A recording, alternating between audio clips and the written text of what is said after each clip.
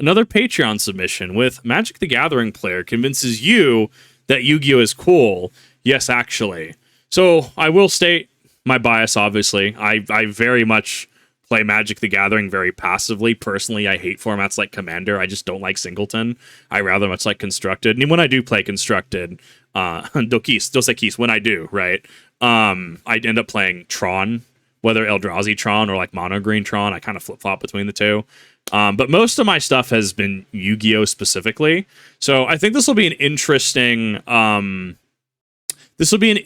way to look at it from the Magic the Gathering perspective, and to kind of see, because I can tell you about Yu-Gi-Oh, right? And I can talk to you about rulings, I can talk to you about archetypes, I can talk to you about, game design, game balance, right? In different different capacities, right? But I think it'll be interesting to see this from the Magic the Gathering perspective. Hello, fine people of YouTube. If you've clicked on this video, you're here to hear why Yu-Gi-Oh is awesome from a Magic player. Now, as a Magic player, I got to tell you something. I don't play Yu-Gi-Oh. I don't really watch Yu-Gi-Oh anymore, but what I love, and you can thank one man for this, is the concepts of Yu-Gi-Oh. I've actually done a lot of studying, a lot of research, watched a bunch of videos, and you can thank one man. That is Simo! Simo's an incredible YouTuber. Actually an incredible creator. Every time I watch him with a Magic creator, I feel like he's upstaging the Magic creator. I wish he was a Magic creator because I love listening to the man. I would actually become a Magic creator on understanding that I would do it. I'd play Magic professionally. I would literally just bring Tron to do modern events. But I don't even know if the pro circuit even exists anymore. The unknown virus of unspecified origins kind of threw a wrench into like Magic the Gathering in general. Like going to Magic post 2025 or 2020, like going to it in 2025, like Friday Night Magics are empty. Like turnout is weird. The only two formats that my locals plays are like Pioneer and Commander. So even if I wanted to go like hyper into Standard, there's no reason to. Like there's no one, like shops don't support it. Or at least the shop I go to doesn't support it anymore. And as somebody who likes that kind of like more like Yu-Gi-Oh, right? More of a like eternal card pool. I'm not in the tax bracket for Vintage. Let's be honest. I'm not about to proxy cards, right? I could probably get into Legacy, right? But like Modern's kind of that sweet spot where Pioneer. A lot of people like Pioneer. I like playing Tron, so I would do it. But like it feels after the unknown virus of unspecified origins that Magic the Gathering has kind of been on a downturn, right? And if you enjoy it and if you still get fun out of it, or even if you like Commander, right? Like don't feel like I'm trying to pick on the game as a filthy Yu-Gi-Oh player, quote unquote, right? Like, I mean, enjoy the game that you want to enjoy, right? I have my biases, right? And I'm very picky about who I play with Magic because unfortunately living in Idaho, I've met a lot of interesting characters, let's put it that way, and heard a little bit about behind the scenes of some players being super not legit and sleazing people out of just a lot of cardboard. Is the reason I started to take looking into Yu-Gi-Oh seriously, and holy crap, as much as it's not my game, I think it's awesome. And I'm going to tell everybody the reasons I think it's awesome. But we're not just talking about the game today. Now, that's principally where I'm aware. I've done a lot of research into game design. I'm building my own video game. There's a lot about game design I know, and a lot that I can express about game design. That's a lot that I can give you as far as what makes for a cool mechanic, what the designs are. But I actually don't just want to talk about that because I think all of Yu-Gi-Oh tells a story together that's so interesting. Something you should know about me. I'm obsessed with the concept of a meta-narrative. Mm-hmm. What is a meta-narrative? Great question. I'm going to switch over to my visual aid so I can go through this for everybody. We ready? Let's get to the visual aid section. Guys, you might not know this. You might not be aware of something very interesting. Mm-hmm. Okay? Most trading card games have a meta-narrative. Now, I think of them as sort of two different meta-narratives. One is the level of the first-person meta-narrative. When you play Magic the Gathering, did you, a non-Magic player, know that there is a meta-narrative? Now, the best way I've seen... Is he talking about how you're supposed to be like John or Jane Magician and all the creatures and spells you're casting are technically like you're the one casting them? Is this what he's referring to? People bring into Magic the Gathering is to explain that when they play they are playing effectively kind of a role-playing game. You might be like, wait, but it's a card game. Define. Yes, but the card game is based around a role-playing meta. The meta narrative of Magic the Gathering is that you are playing a powerful being called a planeswalker. A planeswalker in the lore, yes, it has lore. The lore of Magic the Gathering, a planeswalker is a figure who has an incredible amount of magical power. Now, unlike most magicians who need to spend their life researching, planeswalkers can learn their spells kind of innately. It taps into their personality.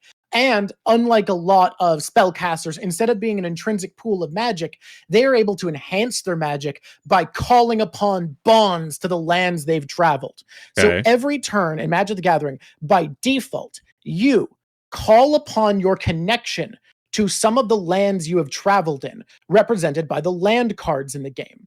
Then these lands provide you with a magical energy, a surplus of magical energy that goes beyond your mortal body. And you channel it instinctively through spells that you call through your short-term memory by pulling them out of your long-term memory. That's right. In Magic Gathering, the deck is your long-term memory, the spells you've memorized that are part of your repertoire, that are drawn on by your experiences and knowledges.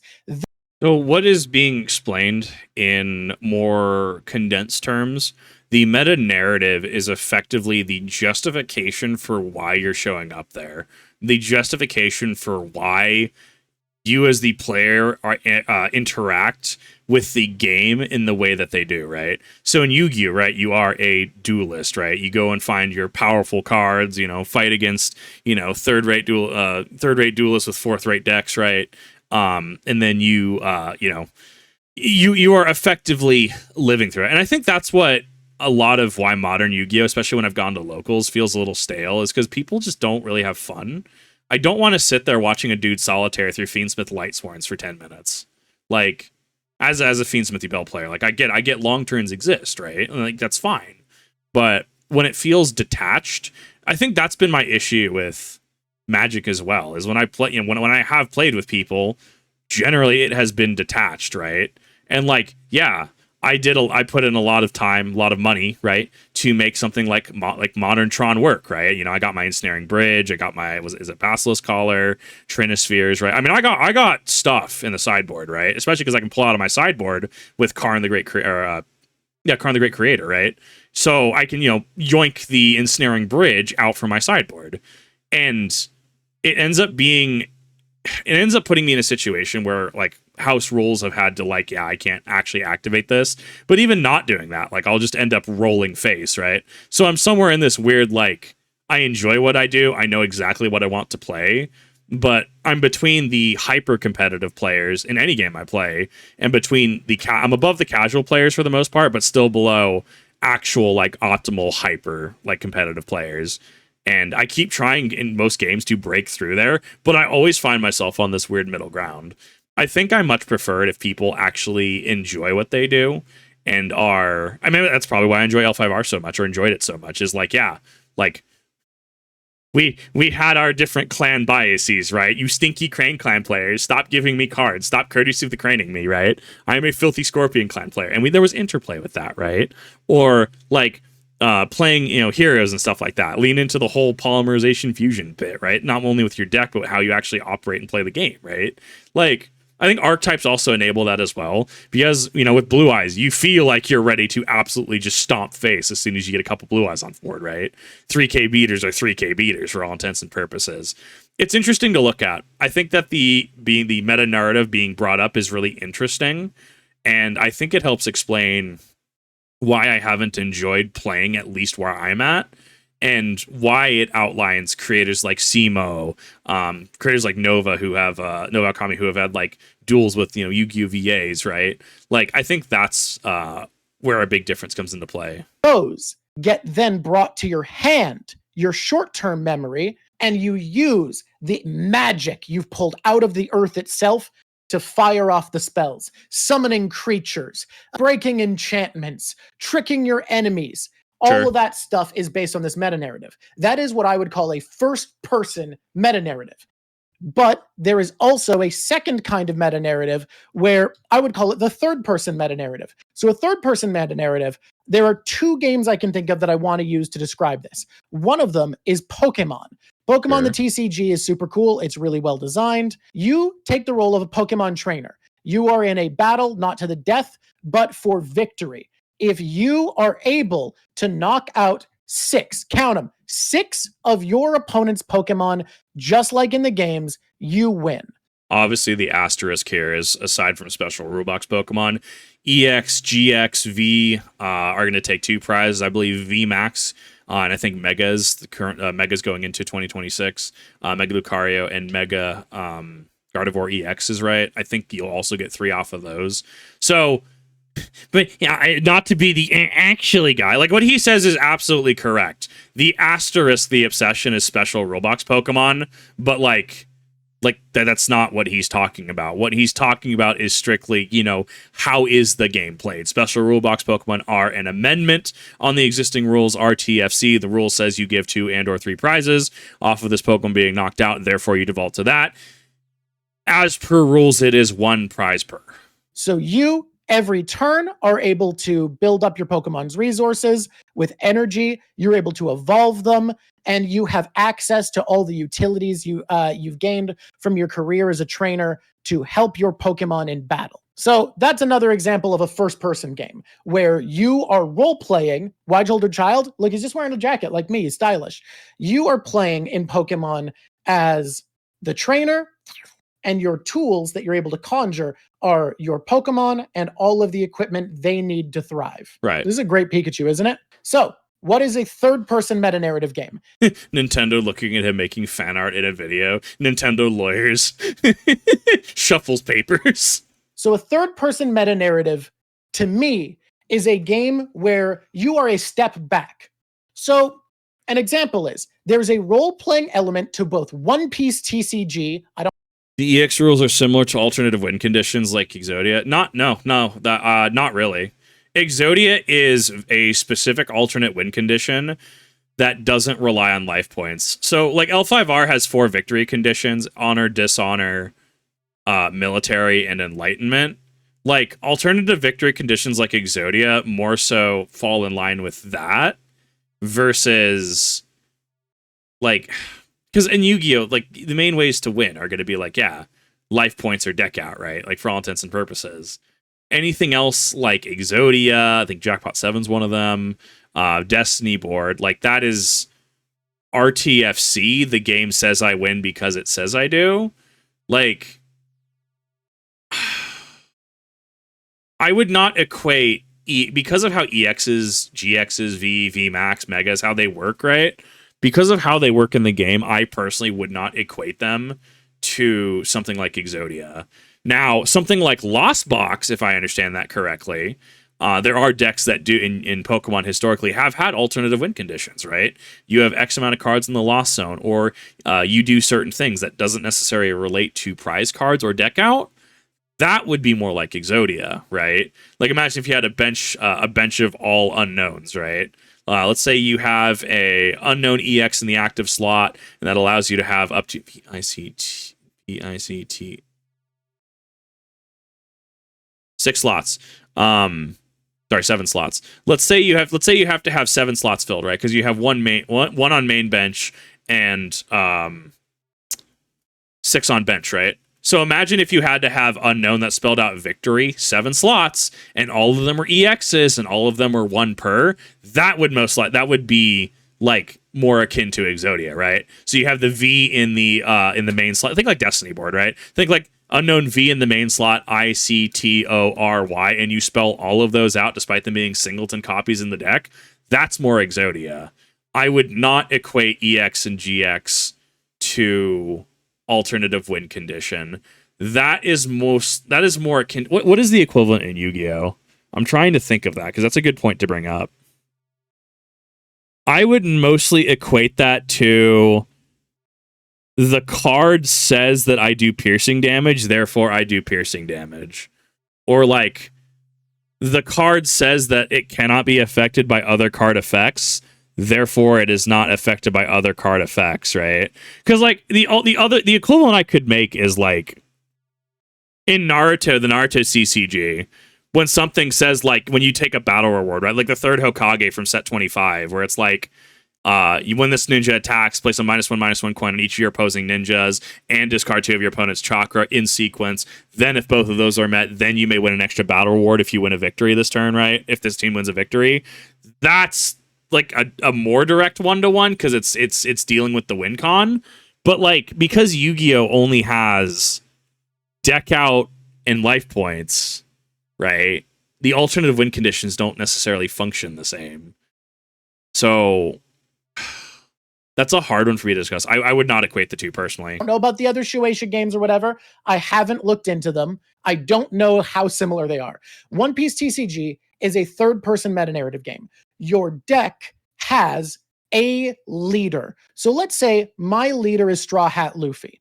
Am I playing as Straw Hat Luffy? Well, not really, because the game will refer to things as me. So when I go to draw a card, when it says draw a card, does Luffy have a hand or do I have a hand?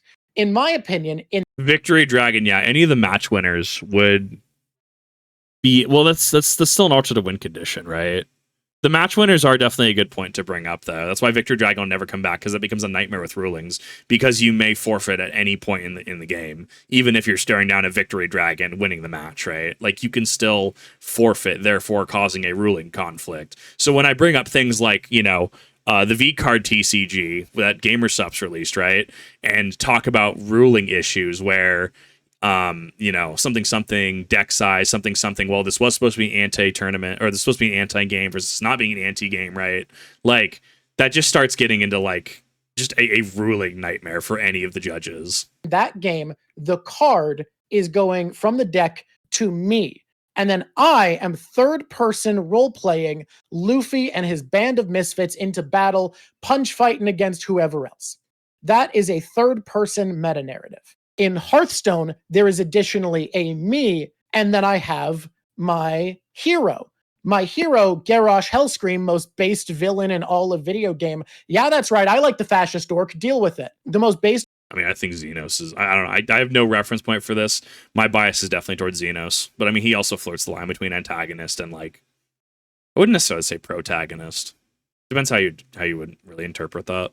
Villain in all of gaming. Garrosh isn't me. Garrosh gains armor. My hero gains armor. I draw cards. The game doesn't tell me that the cards go to Garrosh. They go to me. And then the game also says armor goes to Garrosh. All right? This is actually really, really important to game design. Sure. All of these games, if you haven't played these games have meta narrative. They are about something. I think that's what, in my own personal project, I think that's where I'm actually falling short. I actually really like this. Now, what he says is absolutely on board. What he says tracks. It's one of those things, like, I hadn't really, like, delved too deep into, but as soon as he explains it, it's just, you know, light bulb. No, that makes complete sense. It feeds into how the game is played. The game of, oh, not me? Okay, fair. In the game of Hearthstone, you are a person who exists. The game says you have a life total. Okay. The game says your hero is the embodiment of the life total. They take damage and then you take damage, but they wear armor and you draw cards. There's kind of like, it's you are this person, but you're sort of controlling this person. Very similarly to your leader in One Piece. Your leader represents your life total, but you draw the cards. You don't exist in the game is true, but you do exist in the game's rules. In the game's narrative, you don't. You are a third-person figure controlling the game, as opposed to Pokemon and Magic, where it's a first-person role-playing experience to an extent. Right. Now, that brings us to an interesting place.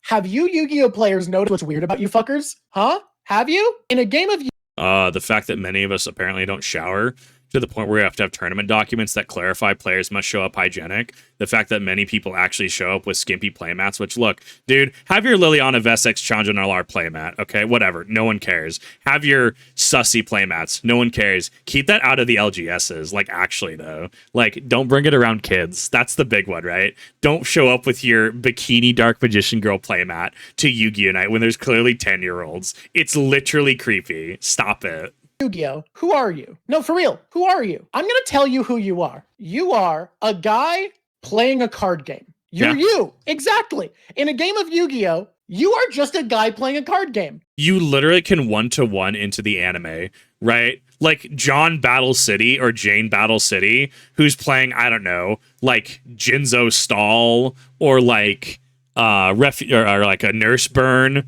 Exodia. Like you are and Duelist. Like the anime has literally one-to-ones this, right? Like sure, you have your big personalities in the sphere like Seto Kaiba and stuff, absolutely. But it's like it is definitely one of those things where it's like, yeah, like you are and Duelists.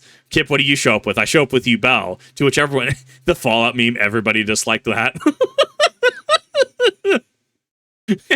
What he says is actual facts. You are not controlling a warrior. You are not a Pokemon trainer. You aren't a planeswalker. I had this realization recently, and it actually shook me to my core. How all of these TCGs have this intrinsic baked-in element where, like, yeah, you're controlling something. You are playing as something. There's a separation between you. What's crazy is it goes deeper. The most popular Magic the Gathering format isn't actually as simple as even where layers. The most popular Magic the Gathering format isn't even like this. It's both at the same time. Because on top of having you, the Planeswalker, you actually have a commander. Bro, I hate Commander so much, though. Like, and that's the thing. That is my bias, right? Chat, you will not change my mind. I will not ever like Commander, and that's perfectly fine. If you enjoy Commander, if you think Commander's good, I'm not going to tell you otherwise, right? Sure, yeah, you can call me salty because Emrakul the Aeon's Torn, for good reason, is banned in the format. For good reason, right? I mean, if I ever did Commander, it'd be Xenos Sleaze, right? Xenos, Shinryu Sleaze.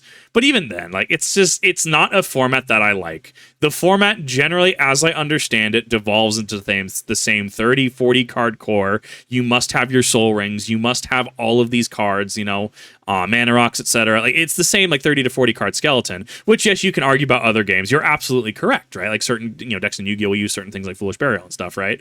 Like, I don't know. I personally don't like the format. I don't like how it's 5 formats in a trench coat. I don't like that you can show up and have 5 different types of players at a Commander night, where you'll have person running hyper 5-color CEDH Sleaze. You'll have somebody who just bought their deck from Walmart. You'll have somebody who is, you know, kind of playing casually, but, you know, kind of also trying, right?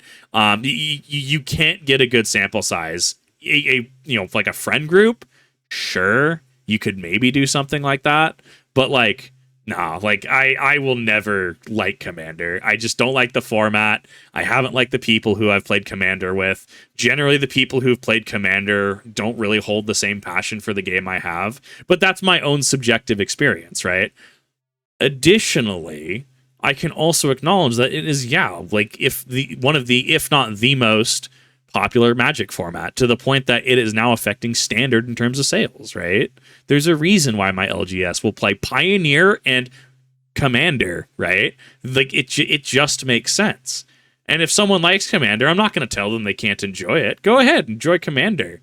Personally, I'm just not a fan of the format, and that's where I stand on that. Which is the leader of your army, similar to Hearthstone and the Bandai Namco games. You have you, the Planeswalker, and separately someone else who sort of embodies you, but is sort of a servant. So you're actually doing the third person role playing and the first person at the same time. And then there's Yu-Gi-Oh! There's literally, it's just this. In the OG, the game was based off a monster from ancient Egypt or other mythos and lore.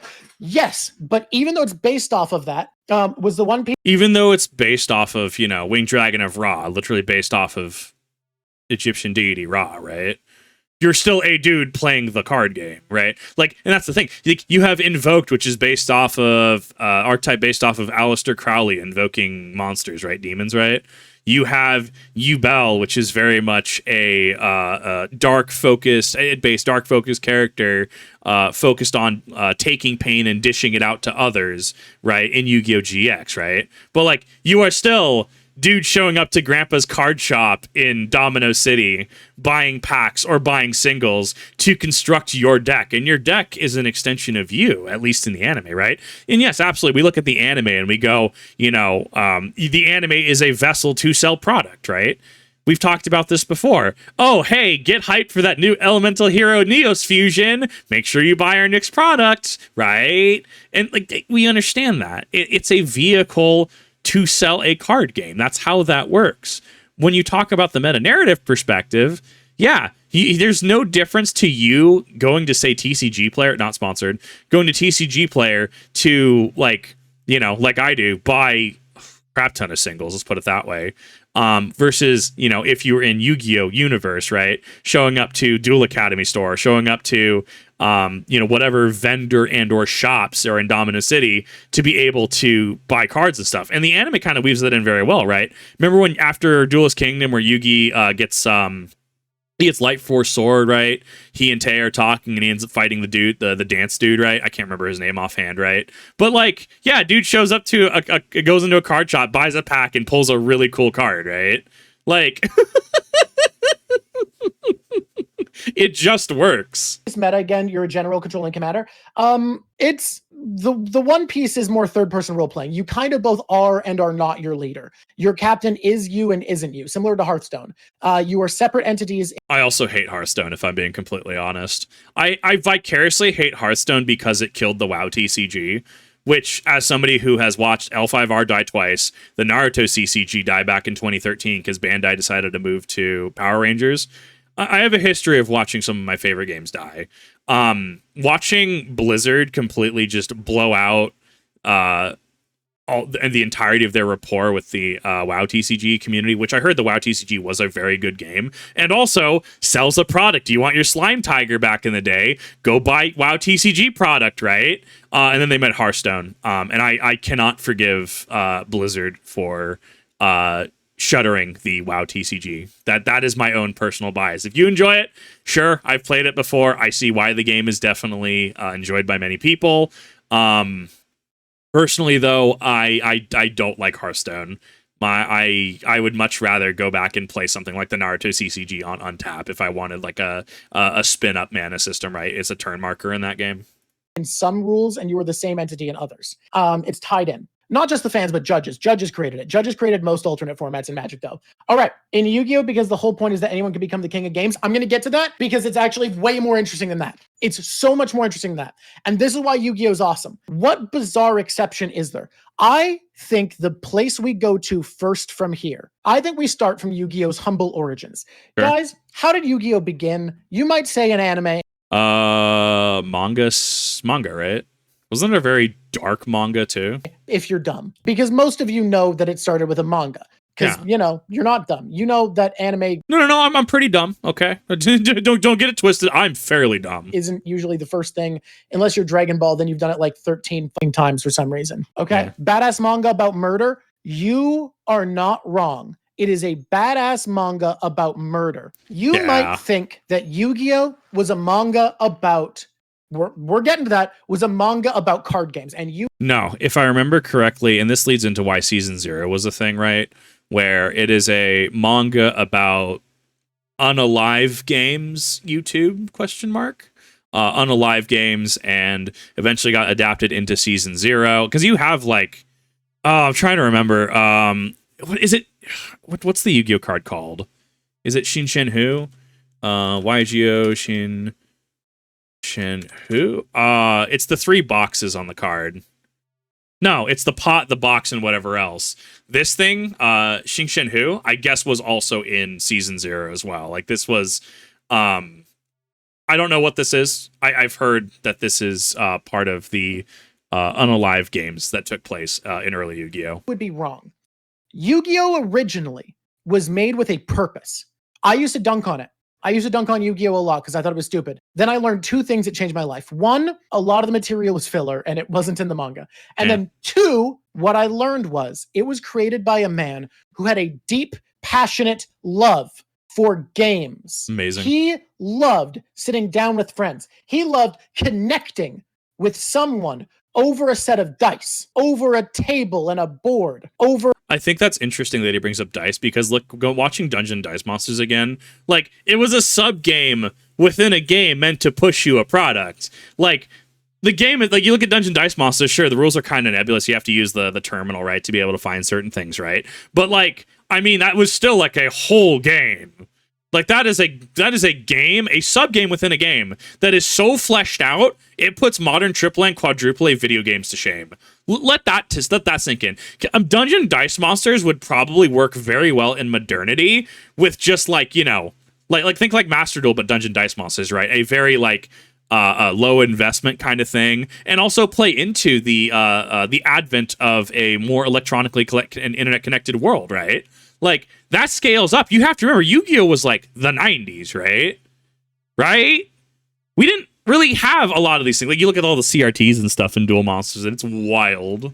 The stories we could tell, the experiences we could share. He wanted to bring gaming back to Japan. Not video gaming. He felt like video gaming had actually started to hurt tabletop gaming, that people were losing their connection, that they weren't able to sit down and look at each other's eyes. So he wanted... Bro, literally the thing that I complain about with modern Yu-Gi-Oh, though. Literally the person playing Fiendsmith Lightsworns and not even looking at me, bro.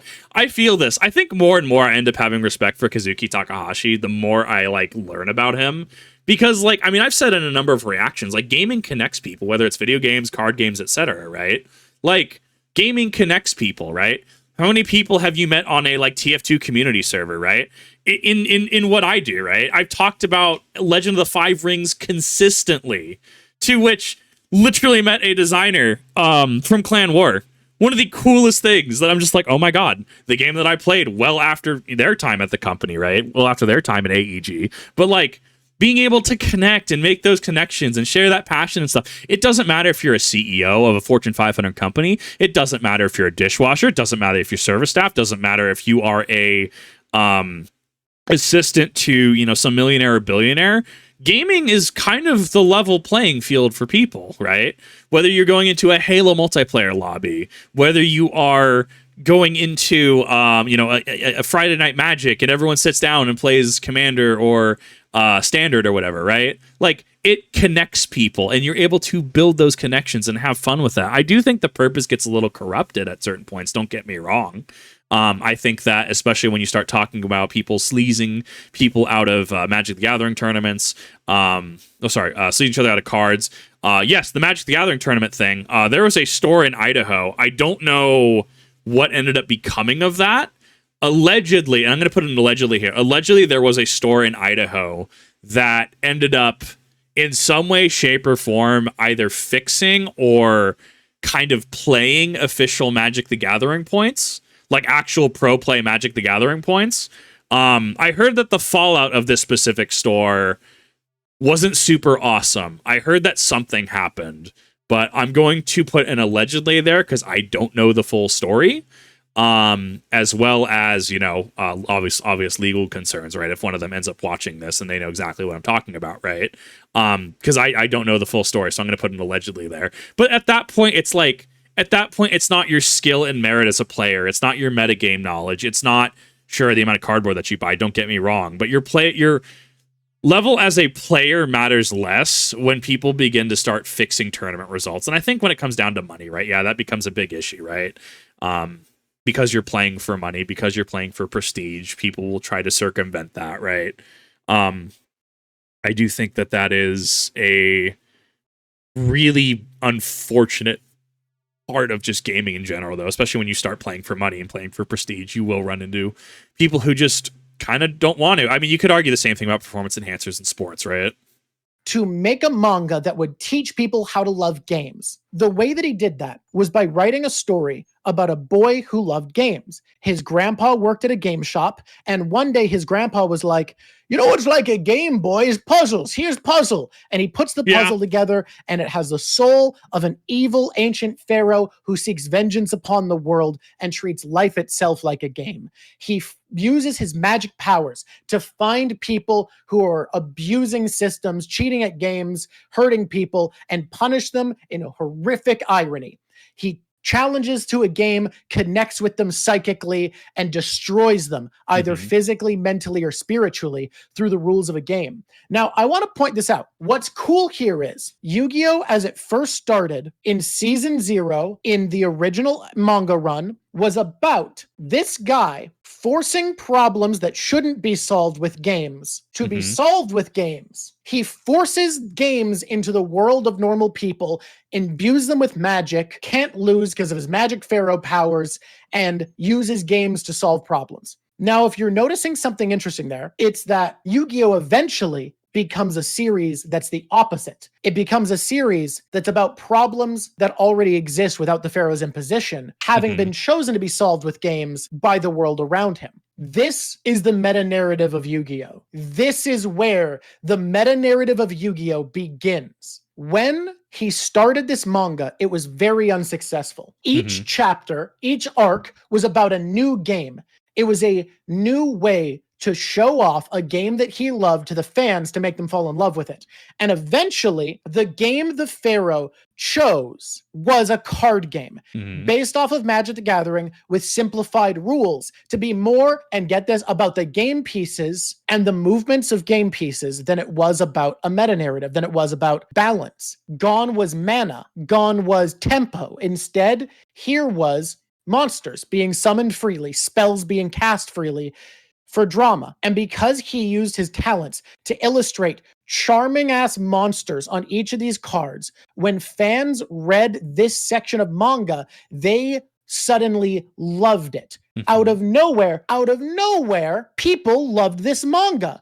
But they didn't love it holistically. They specifically loved duel monsters, something that was made to show off how cool Magic the Gathering was. If you ever want to call Yu-Gi-Oh! A Magic ripoff, you're not entirely wrong, because it was built. I mean, they also did used to have Magic cards. That's why it used to be Magic Ruler as a set, and now it's Spell Ruler, because of concerns. I mean, to be fair, games and copyright. We've talked about this in the past, right? Legend of the Five Rings had a copyright situation with the Olympics. If you didn't know, the Five Rings card backs. See if I can't find it. Yeah. So this, when I played Emperor Edition, this was the card back. Yes, there's technically two decks you play with. One's the Fate deck, one's the Dynasty. Don't worry about that. But like obviously same color, right? Yeah. The Olympics did not take kindly to this, even though you could maybe technically say this is different. It did come down to the Olympics having a problem with AEG's Legend of the Five Rings. Thus, we ended up getting the card backing that I know. I played an Emperor Edition. I played towards the tail end of the game's lifespan, right? Like, I missed a long portion of this game's history. But copyright is absolutely a thing, even in card games. Not so much, I don't think, necessarily mechanics, right? Like, we're not really seeing, like, you know, copywriting or patenting the Nemesis system, right, that Warner Brothers did, right? We don't necessarily patenting of a mana system, right? But there's also like a good faith gentleman's agreement, as I understand, of like, yeah, just don't like completely rip off Mechanics 5-head, right? As I understand it. But someone with copyright experience, someone with even game design experience in the field, I would defer to them to be the ultimate say in that. And even then, obviously, there's legal arguments beside that because, you know, lawyers, legal litigation, right? That's a whole rabbit hole in itself. But I mean, just because like, it's what you do with the product, right? So yeah, I can totally, like, you can see the magic roots, and like whether you, even if you're designing a new game in 2025, right, or going into 2026, you have to take Magic into consideration. What do you do different, or what do you do similar to Magic, right? You have to keep it in mind, because that's kind of the card game for people, for all intents and purposes. Disney, which is why wild that Disney Lorcana took off, and then I think Disney just dropped it. And I'm like, do you know how many games would have loved to be in the top 3 in running with Magic the Gathering and Pokemon, right? Because Yu-Gi-Oh's kind of floundering right now with a lot of people. Do you know how many companies would have loved that? And then Disney Lorcana, I guess, just decides to pull support. It's wild to me. Think about naming Magic cards. That's why they had to rename them. Yeah, so thus showcasing copyright, right? Thus not why it's not Magic Ruler anymore. It's Spell Ruler. It's why it's spell cards. From something that was effectively a Magic parody, but more than a parody, it was built off of something that was meant to highlight how awesome Magic is. Now, Takahashi did not love Magic the Gathering that much. His favorite game was Dungeons and Dragons, which is why at the very end of Yu-Gi-Oh! It switched. Just, I can't, dude. That's what I'm actually enjoying Pathfinder 2e. Someone asked what I played, and I totally forgot to respond to them. I play Champion, I believe, right now. because I actually have been enjoying it. I do enjoy being a big stat stick that gets to do 3 attacks in a turn, and then raise my shield with like a defensive advance.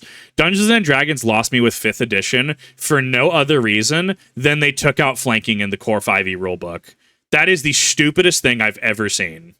Like, why would you take out flanking? Like that, and that's the thing. I mean, a lot of people have their issues with D&D from a sheer mechanical. Like, that's literally not how that works. Have you tried sword fighting somebody both in front of you and behind you? There's a reason why you pivot to a side and try to get both people on one side, right? Like, that's just...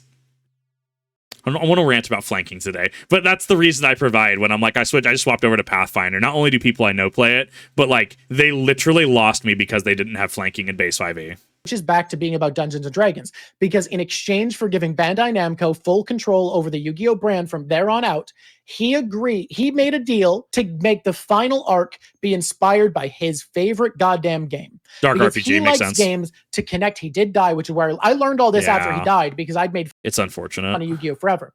He wanted to end this by celebrating his game. But let's talk about this meta-narrative I'm talking about. When Duel Monsters succeeded, the people who looked at this story about a guy saving the world, not saving the world, solving problems with games, they decided that's not enough. That's not successful.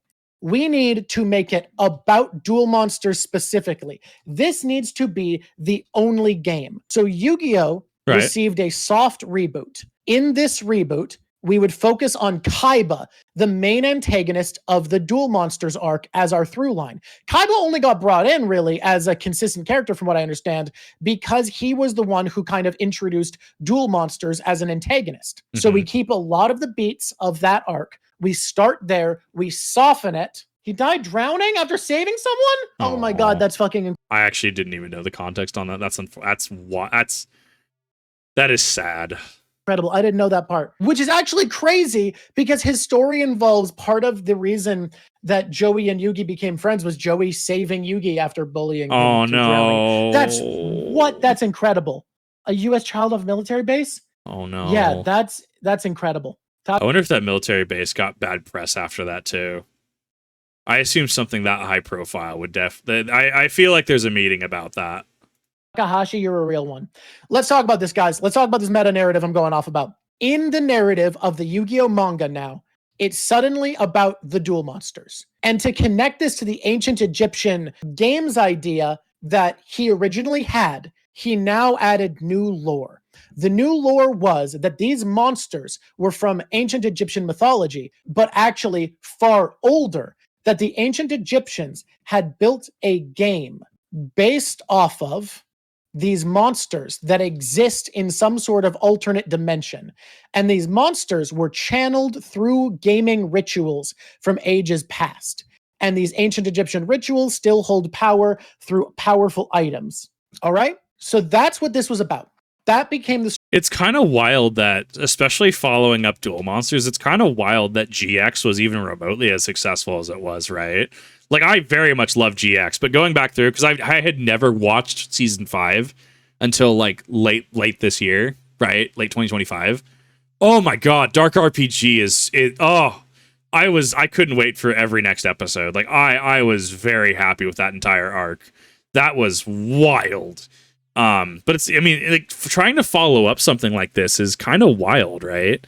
Like, there's a lot of expectation. The fact that GX landed even remotely as well as it did is kind of wild. And then 5Ds, I heard 5Ds is kind of hit or miss depending on what season you talk about.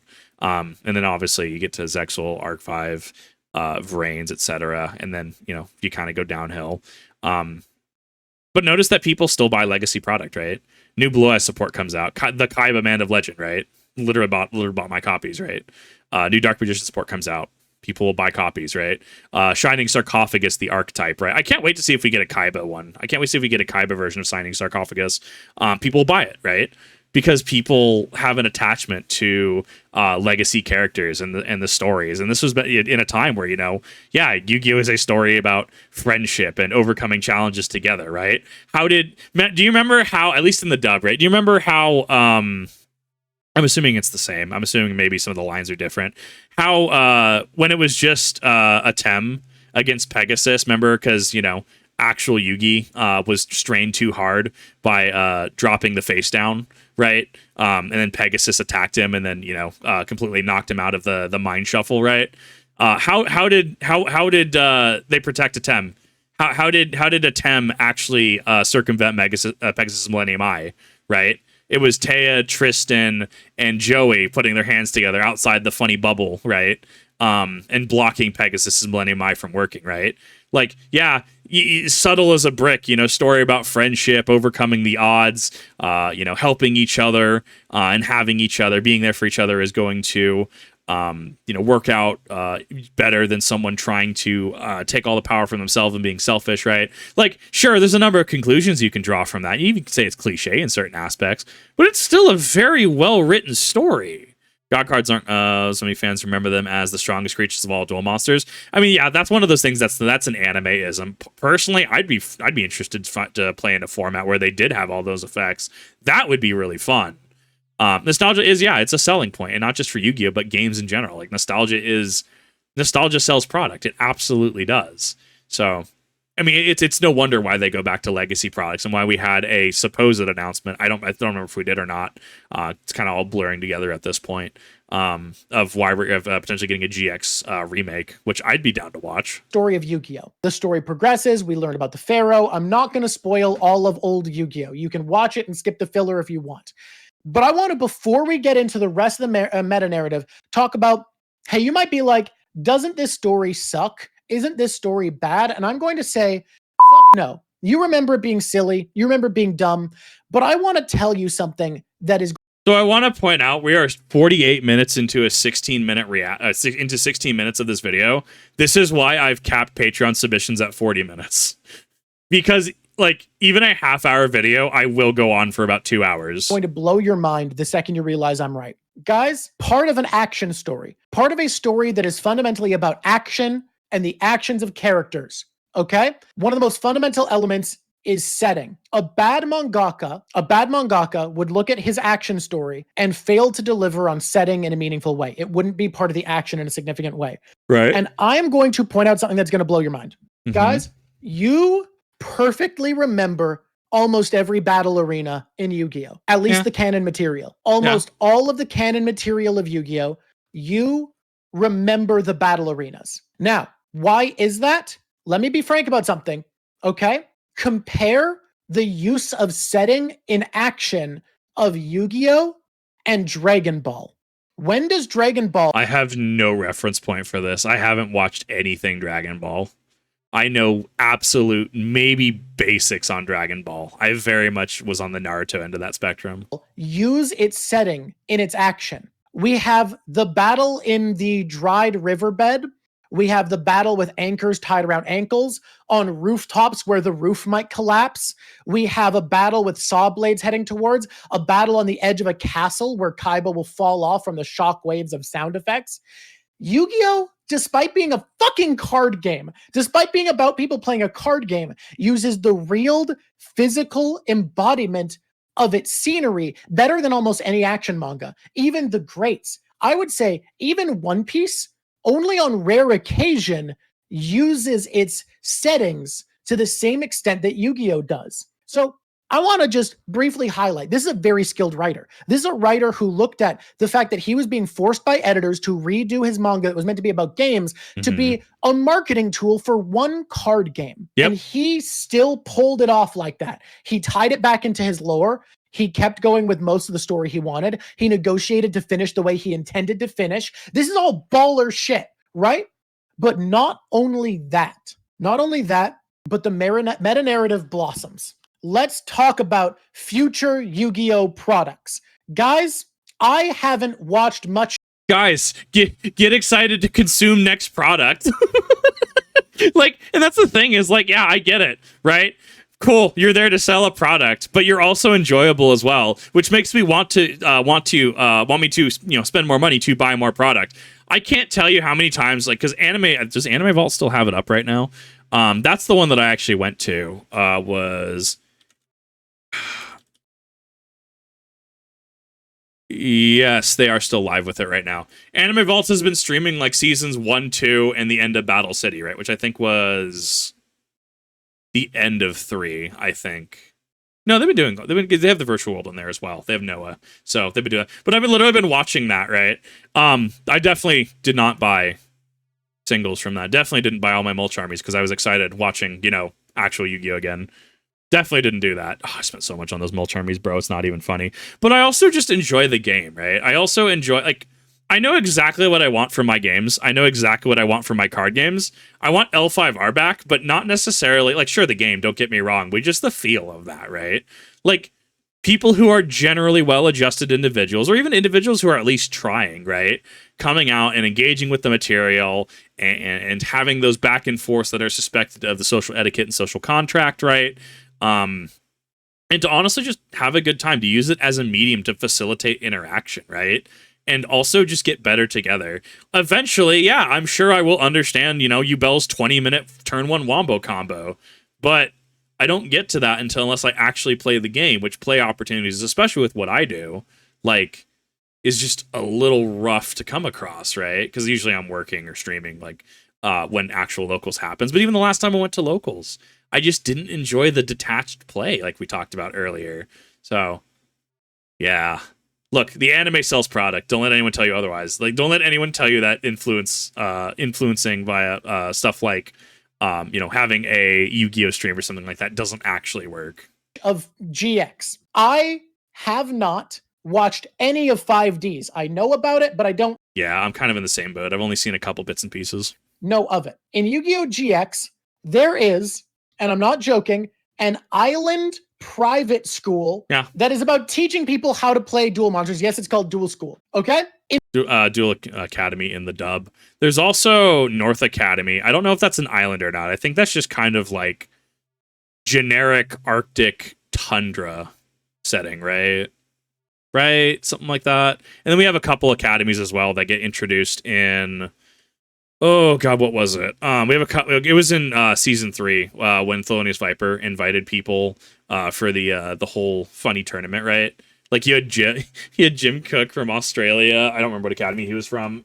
But yeah, they fleshed that whole narrative out. They also fleshed out that what is it? Banking, politics, and dueling are all on the same sphere of influence in the world. That was Chaz's whole arc, at least in the dub. Dude, I love GX so much, it's not even funny. I adore that show. In 5Ds, Yu-Gi-Oh! Has advanced to the point that people are playing Yu-Gi-Oh! As a way out of poverty on motorcycles in gladiatorial combat. I do it. That's how far gone it is. Yu-Gi-Oh! Bro, where's my Mr. Beast video of I challenged Yugitubers? I'm obviously joking, right? And obviously Mr. Beast's name carries its own controversy. I'm clearly making a meme here. Where's my Mr. Beast video where Mr. Beast sets up, I challenged 100 Yugitubers to the actual Shadow Games, and you have a pendulum above them. You're doing the whole Battle City thing of Merrick versus Joey, Possessed Joey, right?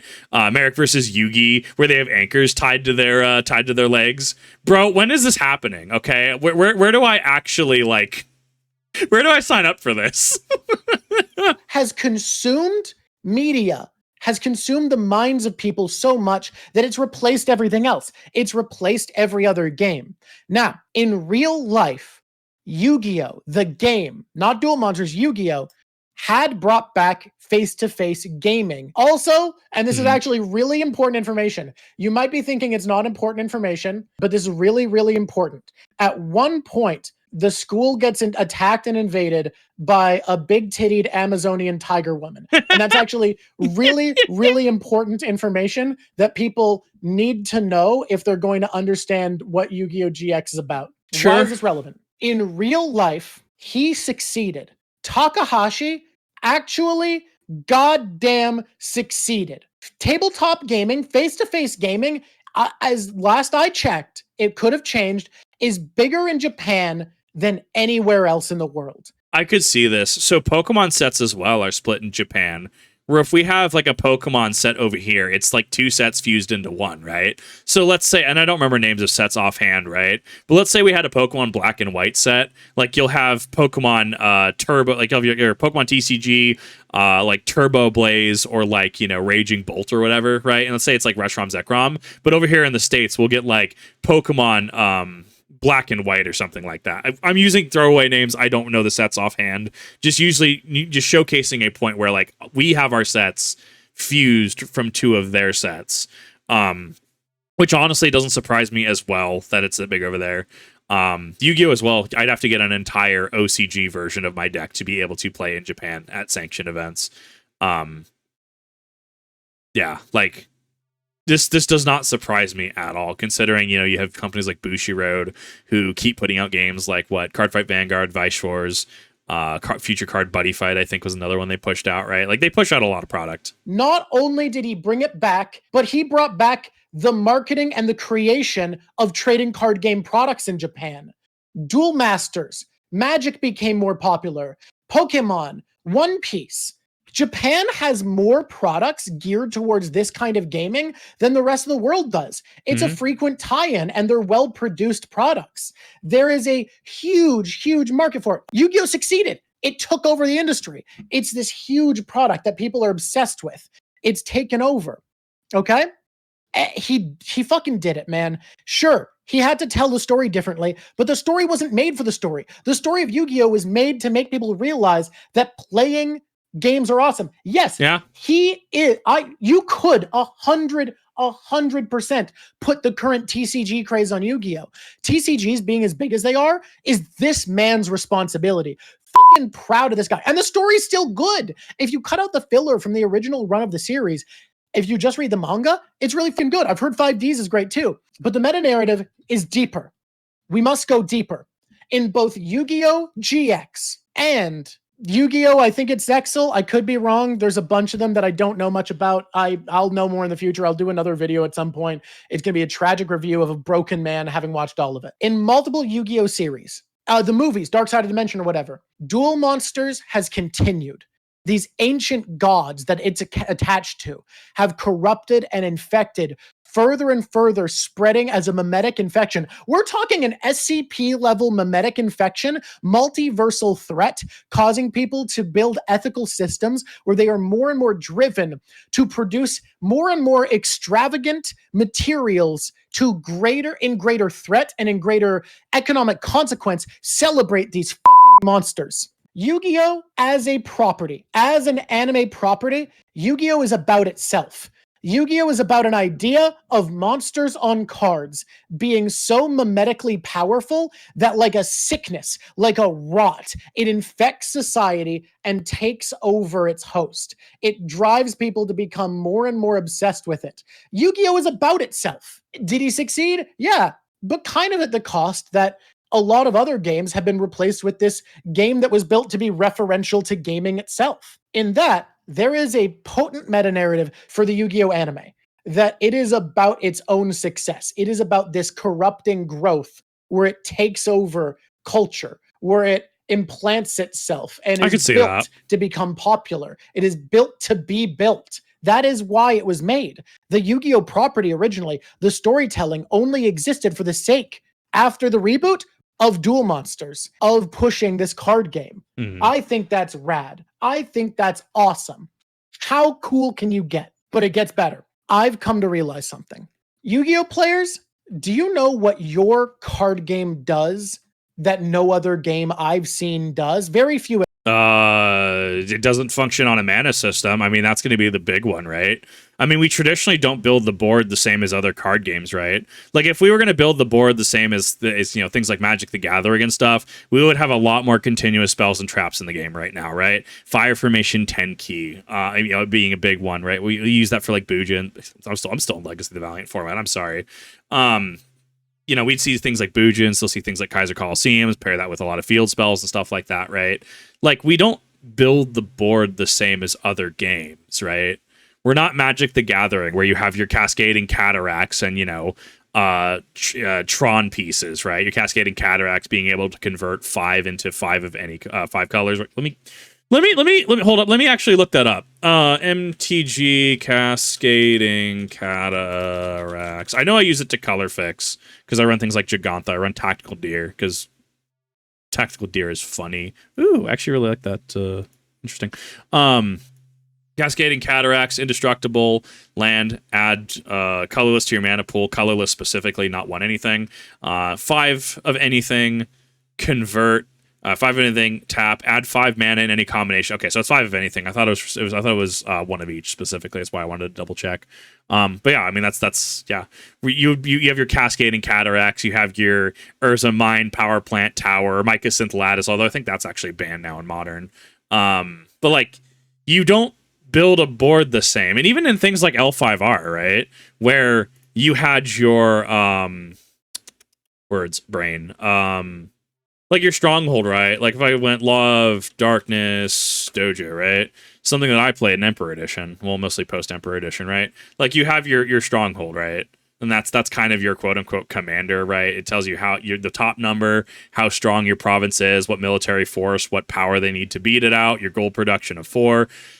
Honor, which is 1, which I actually trying to like break this down recently. It's very interesting how honor ties into all aspects of the game. It was very interesting to look over.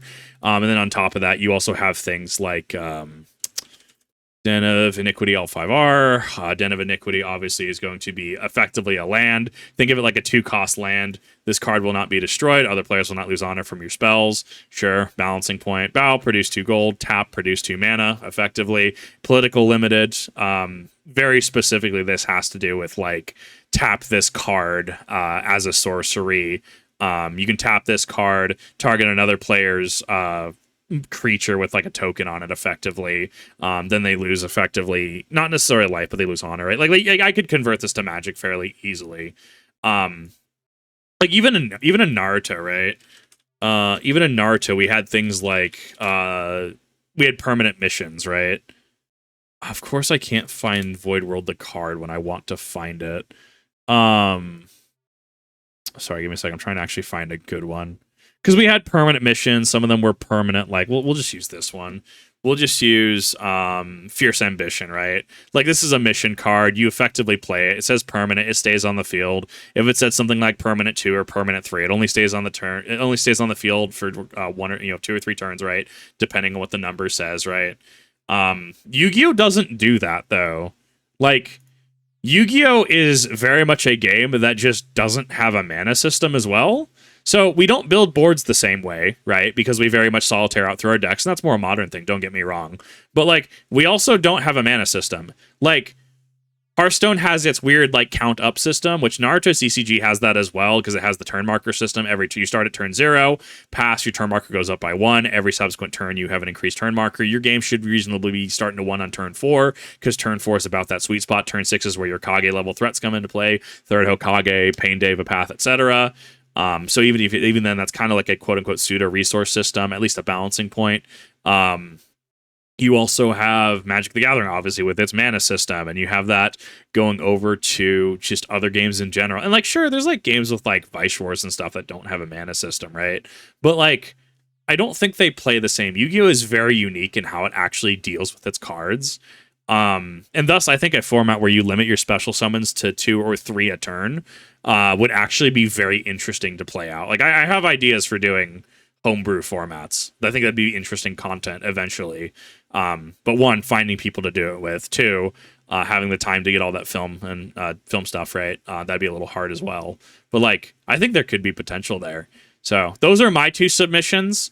1, mana system, and 2, building boards. We don't do those the same. At least I know there's like 1 in Hearthstone. What does your game do that's special? Now, there's a few things. So I'm going to go off on a tangent briefly about a lot of the things Yu-Gi-Oh does that's different, and they're all going to tie in to one fundamental concept. Guys, we're going to start with one of the most esoteric and difficult to understand ones. Okay, sure. Guys? No mana. We mentioned Pokemon earlier. In Pokemon, you build up an energy base that you attach to your critters. They gain more energy. They can use more abilities.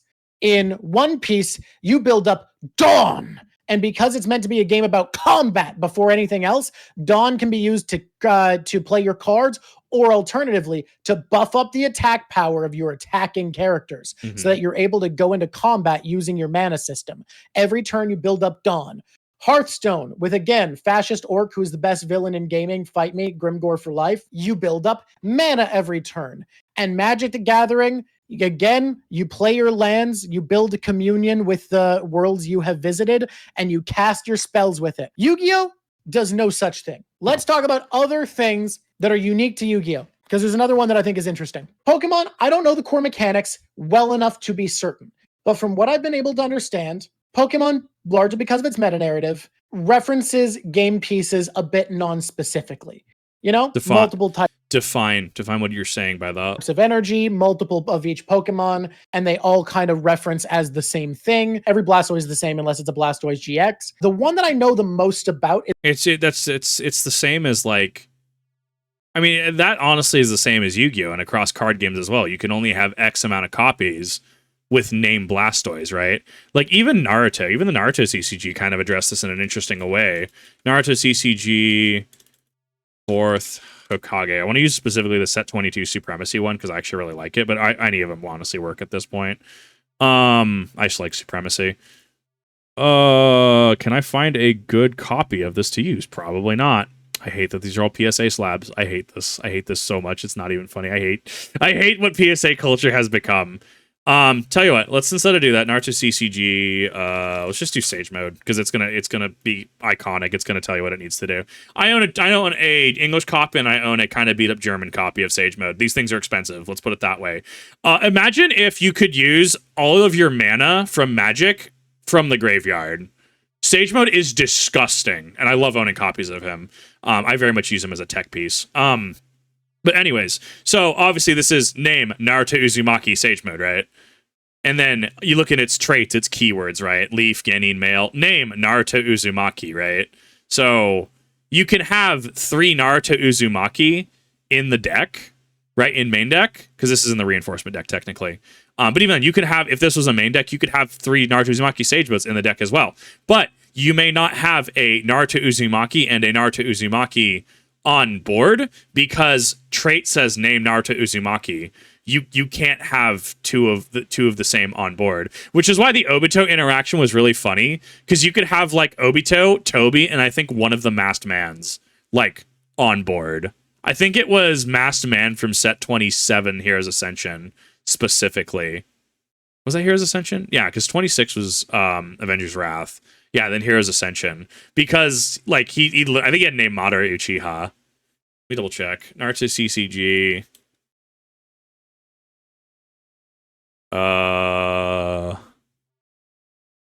Sorry, give me a second. It's been a while. Yeah, so name Masked Man. So you can have 3 Toby, 3 Obito Uchiha, and 3 Masked Man in the deck.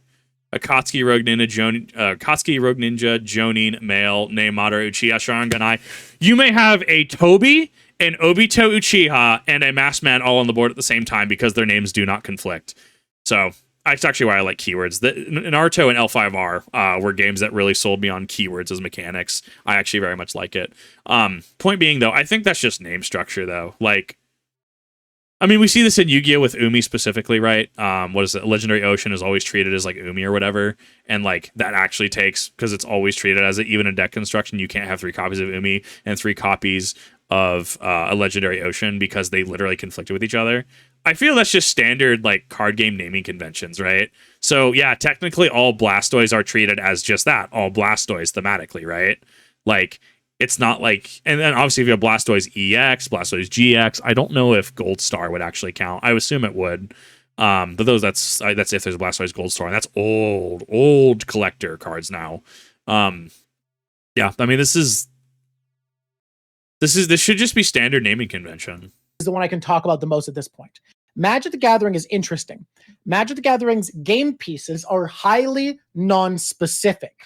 The game pieces in Magic the Gathering reference their rules text, but the game, and this is going to sound really interesting. This is going to sound really interesting. This is going to sound really hard to understand, incomprehensible.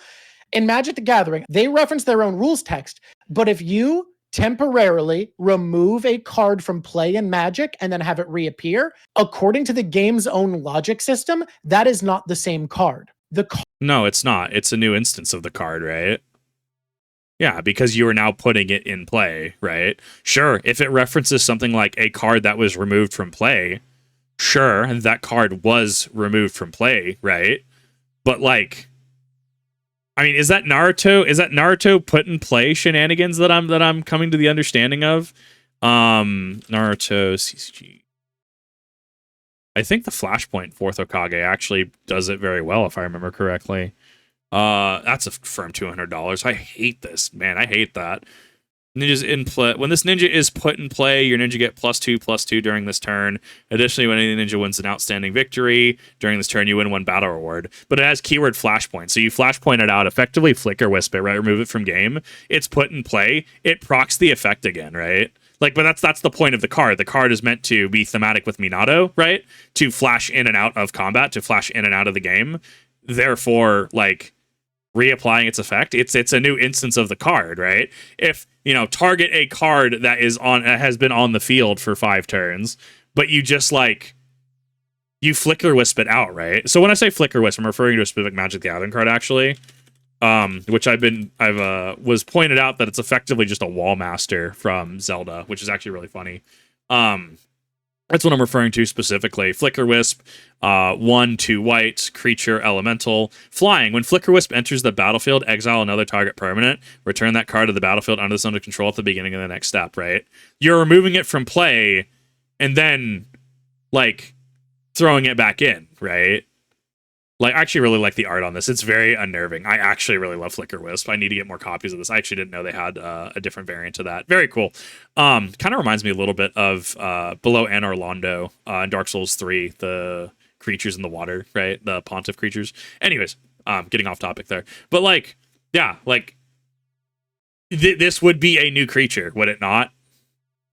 I think it's because I'm predisposed to playing card games that something like that doesn't actually come across as weird to me. I think that's geared towards an audience who doesn't have deeper, not that I'm super deep, right?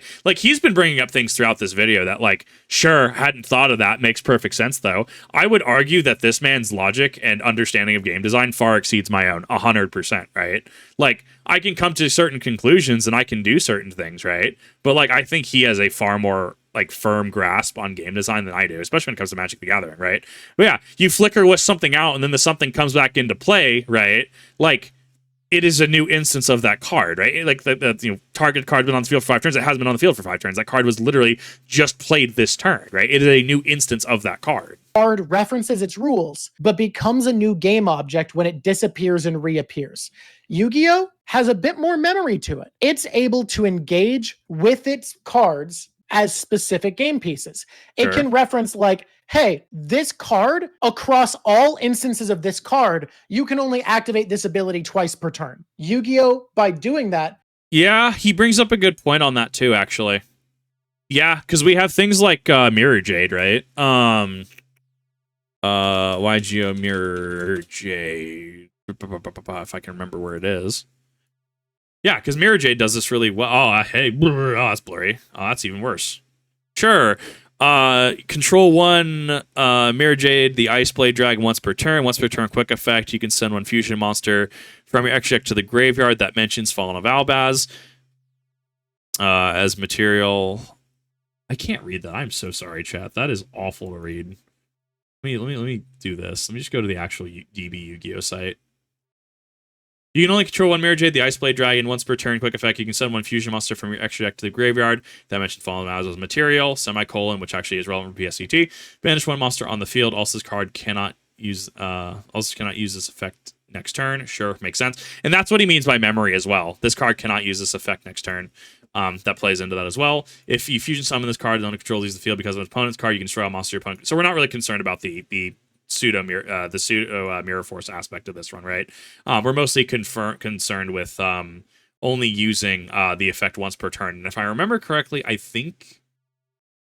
trying to remember if you can use it across different instances or not. I don't remember how Mirror Jade actually works because it's been a minute since I played Branded personally. Although I do actually really enjoy the deck. Yeah, the cards do retain memory as well. Cards will also remember if they are summoned properly or not. One of the big ones is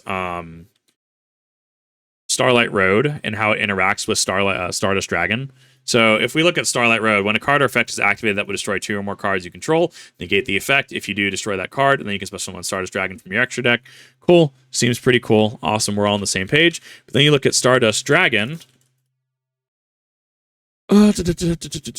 Database. And then you go, when a card or effect is activated that would destroy a card's singular or plural on the field, quick effect, so spell speed 2. You can tribute this card, negate the activation if you destroy it during the end phase. If this card was activated this turn and not negated, you can special summon this card from your graveyard. However, this card is ruled that it will not be able to resurrect itself if summoned with Starlight Road because it was not special summoned properly from the extra deck first. Which is wild to kind of wrap your head around, don't get me wrong, but like, it very much is it augments his argument on cards having a little bit more memory to them. Because Starlight Road cheesed it out from the extra deck, even if you were to tribute to negate the activation of a card or effect that would destroy a card's singular or plural on the field, it would not be able to special summon from your graveyard on that during the end phase because it was not properly special summoned. And that's part of like the minutia like mechanics of how Yu-Gi-Oh works. Means it references its game pieces as specific game pieces. On top of that, there are Yu-Gi-Oh cards that say, and this is real. This card's name isn't its name. This is real. This is real. I know if you're playing another game, that sounds stupid. But Yu-Gi-Oh has multiple cards that are meant to be upgrades of past cards. Legendary Ocean? Nope. Yep, right Cyber there. Heartbeat? Nope. Pissed Off Blue Eyes White Dragon? Nope. If you want to know that Yu-Gi-Oh references its game pieces specifically, first thing you should know is that Yu-Gi-Oh doesn't post official PNGs, which is actually a nightmare. Yeah. I mean, the best I can get is, either looking on Google like we did, but mostly, I mean, I think part of it's just so people don't like try to counterfeit their product and stuff, right? So that totally makes sense, right? But yeah, like a Legendary Ocean, I bring it up because this card is always treated as Umi, right? Meaning that you cannot, meaning even in deck construction rules, this card is always treated as Umi. You cannot have 3 Umi and 3 Legendary Ocean. You just cannot have that because it is always treated as another piece. It is always treated as another card, which, yeah, he does bring up a point, and really no other game kind of does that now that I think about it. Not in any meaningful way. No, not that I can think of offhand. I mean, I guess Naruto, right? Like we said, because of how cards reference each other, right? So, like, if we go Sage mode, right, and this is different, depending on, let's use the structure deck Sage mode, name Naruto Uzumaki, right? We're like, it's not the same as what we're discussing in Naruto, but it is. I forgot Sage mode Jiraiya existed. I need to see if I have a copy or not because that's going to be expensive. Oh yeah, it's like, cool, this is Naruto Uzumaki Sage mode, rather than this is, Naruto Uzumaki. So technically it's different, but for purposes of singularity on board, right? Because you can only have a single name character on board unless it's non-unique. So like Naruto Uzumaki clone CCG. This gets into how the game actually functions. If we look at Naruto CCG clone, this is the set 22 one that I used, the invasion one that I used, non-unique. Because it has non-unique, this is effectively like you can play X amount of copies, right? Like non-unique means that you can play multiple Naruto Uzumaki clones. They also don't say name Naruto Uzumaki because you can't splice names. But like for actual like singularity purposes, like treat it like L5R card has unique or singular, which are 2 different words. They have 2 different mechanics. Like you can only have a single Naruto Uzumaki on board. You cannot have Naruto Uzumaki Sage mode and Naruto Uzumaki on board. You can, however, have Naruto Uzumaki clone on board. You can have 3 Naruto Uzumaki clones on board and 1 singular Naruto Uzumaki or 1 singular Naruto Uzumaki Sage mode. Like, that's the only thing that I could maybe think about, right? Like, that's the only thing I can really think about. But, like, yeah, like, Magic doesn't really do that. Side note, would absolutely love if you could credit the artist. Oh, 100%.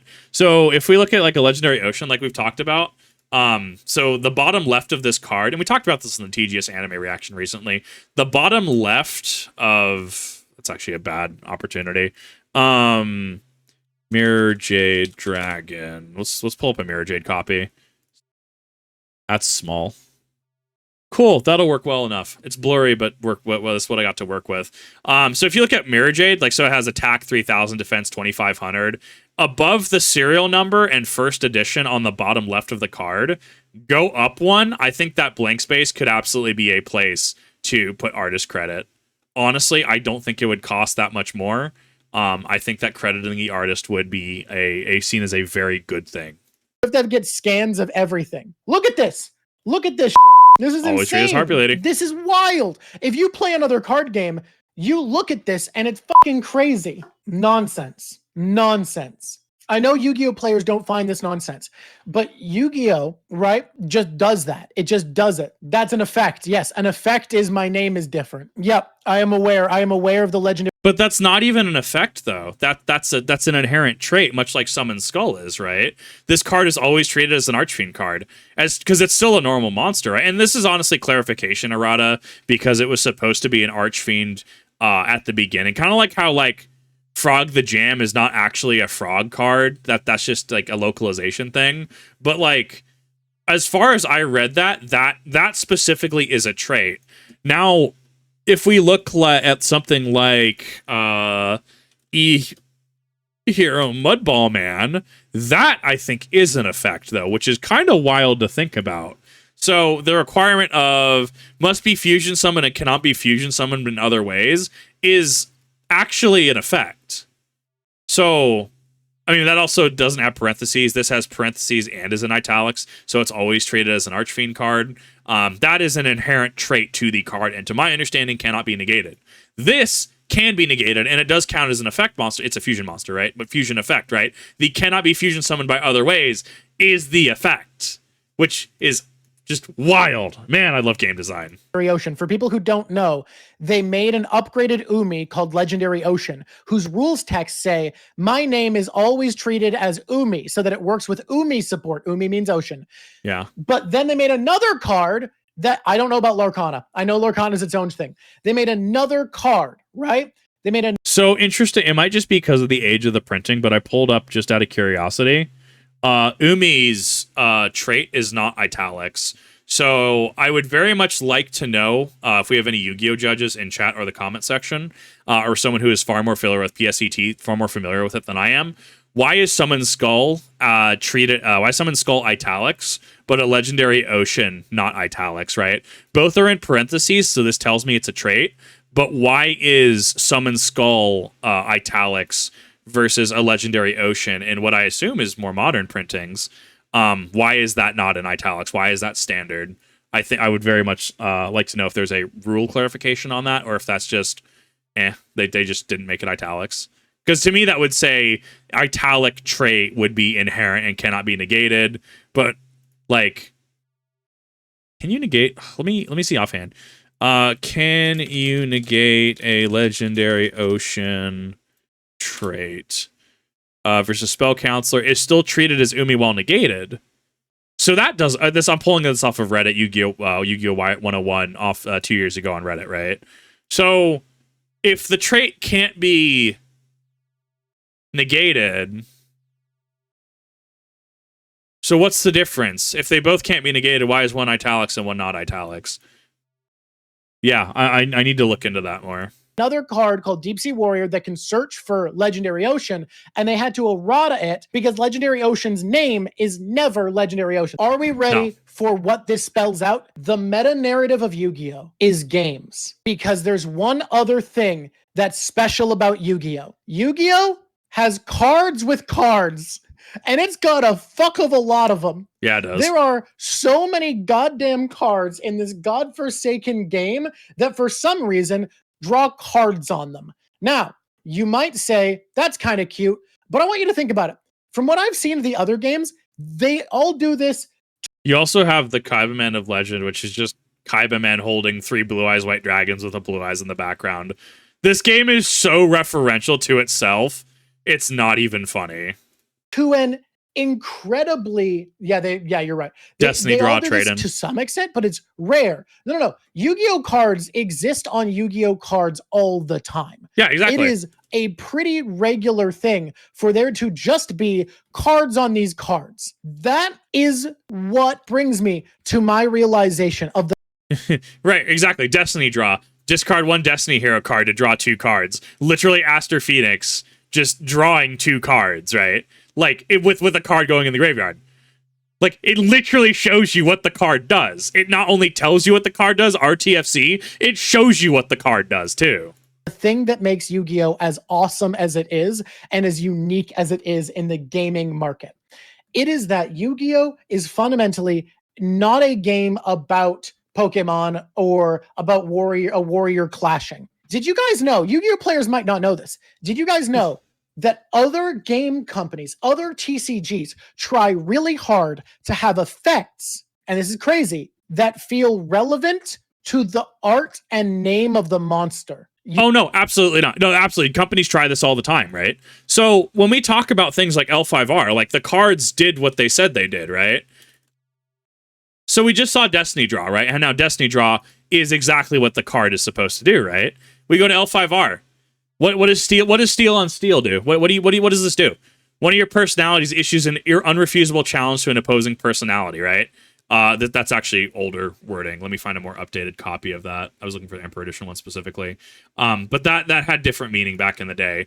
Target your unbound personality who's issuing the challenge. He challenges a target enemy personality. That middle line is actually just flavor text. It explains what the card is doing. This is a hallmark of L5R, by the way. This card that's what this does. Destroy the duel's loser. So you're obviously engaging with game mechanics there. What does the card Steal and Steal do? My dude challenges your dude to a duel. The winner, like your winner wins. The loser just 86. Like the loser gets ganked, right? I think Konpeki is another one. L5R, Daigo, to Konpeki. Trying to see if I can't find... I always have trouble finding Konpeki, actually. The one I want specifically. It's the Emperor Edition one. But it refers to, like... Let me see if I can't find it on Oracle of the Void. Because it's another example of what I was talking about in regards to L5R doing L5R things. Oracle of the Void. Maybe...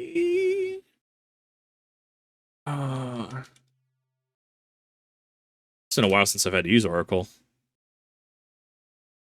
I can't find it offhand. It refers to him targeting a personality and then breaking the dude over his knee. Like breaking the dude's back over his leg just to destroy the target personality. That's very much a hallmark of L5R. Or like, why didn't I just use my own clan champion by Yoshinatoshi? Would have been fairly well if I just did that because I explain him every 2 weeks. Target a personality and destroy a different one of your personalities. Natoshi kills his own and blames another. Once that's just flavor text. Like his flavor to like in keywords, he has sociopath. That's a keyword. That does nothing in the game. Sure, something could have eventually interacted with keyword sociopath, but like that specifically was more flavor text. I heard a judge had to get involved at an event and clarify that actually didn't really do anything, even though it was a keyword. This game has kind of a weird fault of flavor text kind of overriding game design a little bit. Which I personally liked. I thought it was very, very unique of this game to do.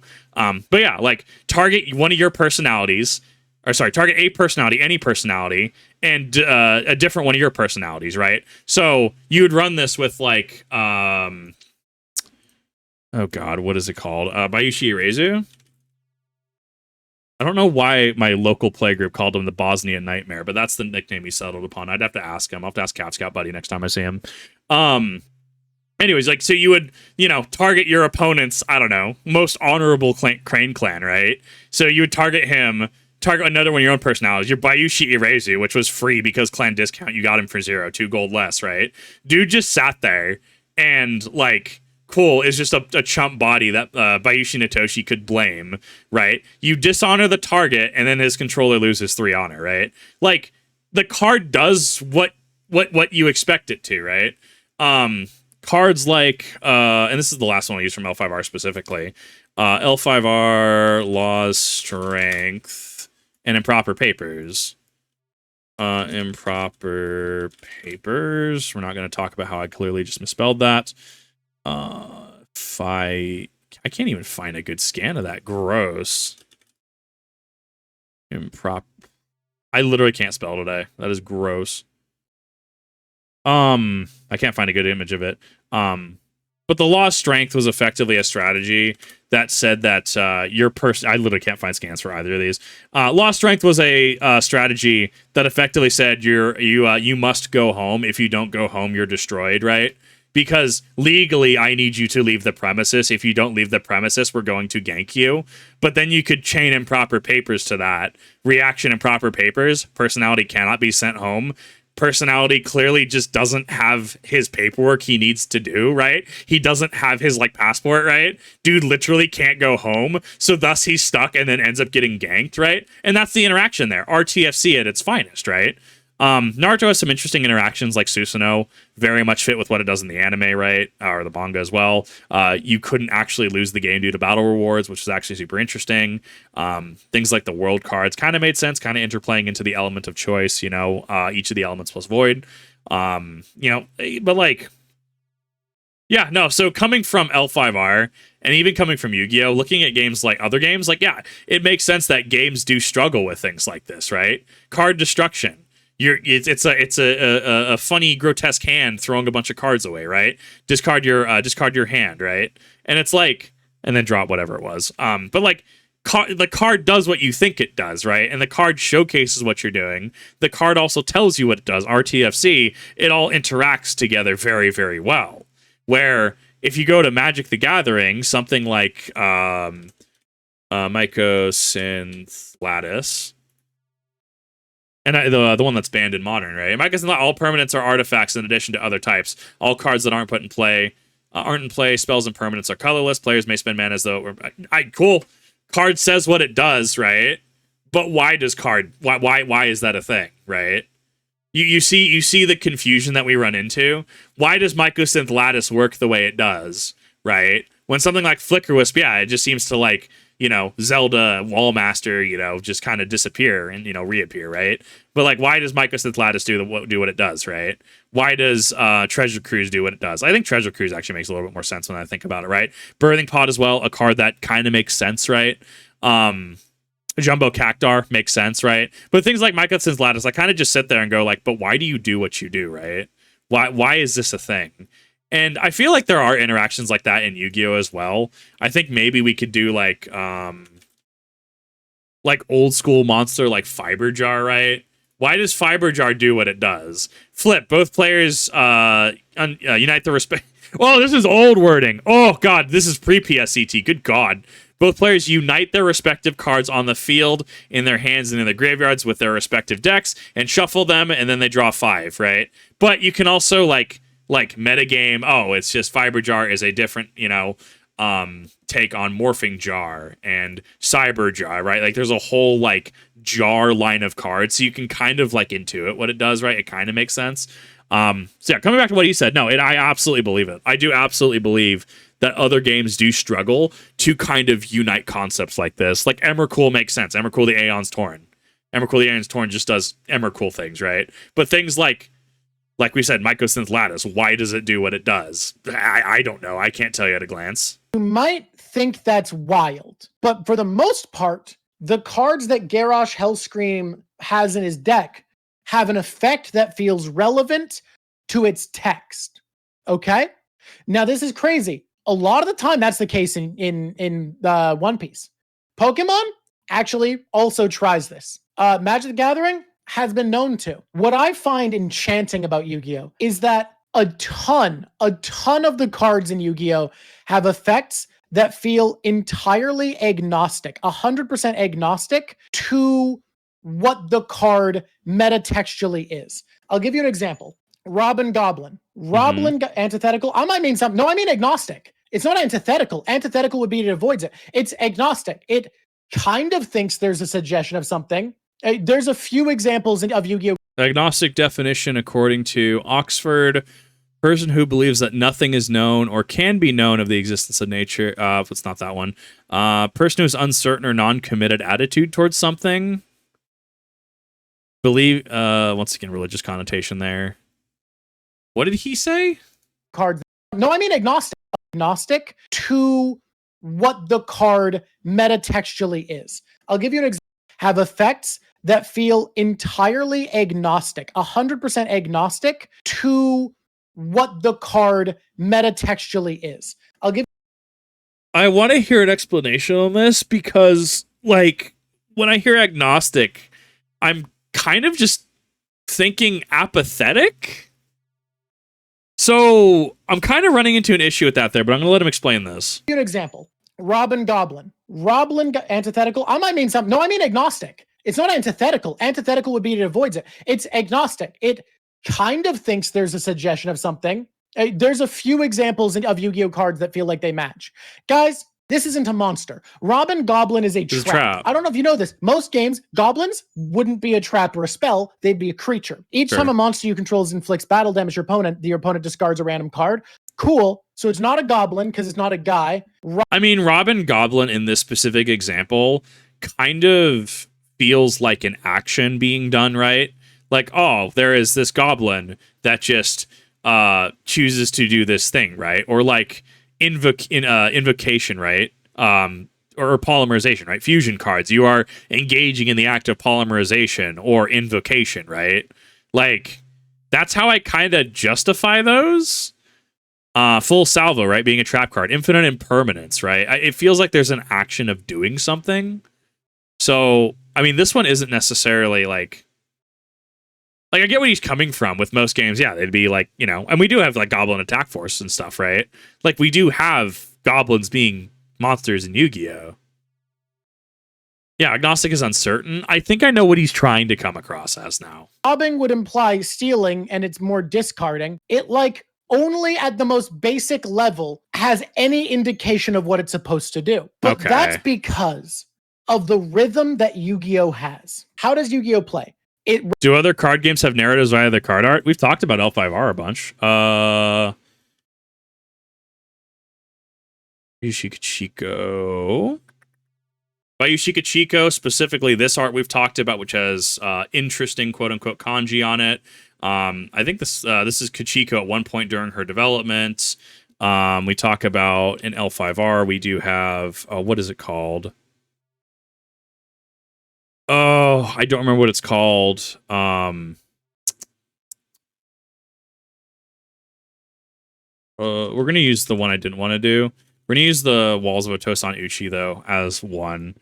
East Wall of Otosan Uchi. East Wall of Otosan Uchi costs 3 less gold for each Phoenix Clan player, but cannot have a gold cost otherwise lowered. Province gains +3 strength. Right, and this tells a narrative of Otosan Uchi. That was well before my time in L5R. There's also a couple cards that reference Shiba Tsukimi in Emperor Edition, becoming the Blind Phoenix because Natoshi was super not legit and used a poisoned blade and cost her eyesight. Now she became the Blind Phoenix, Phoenix Clan champion.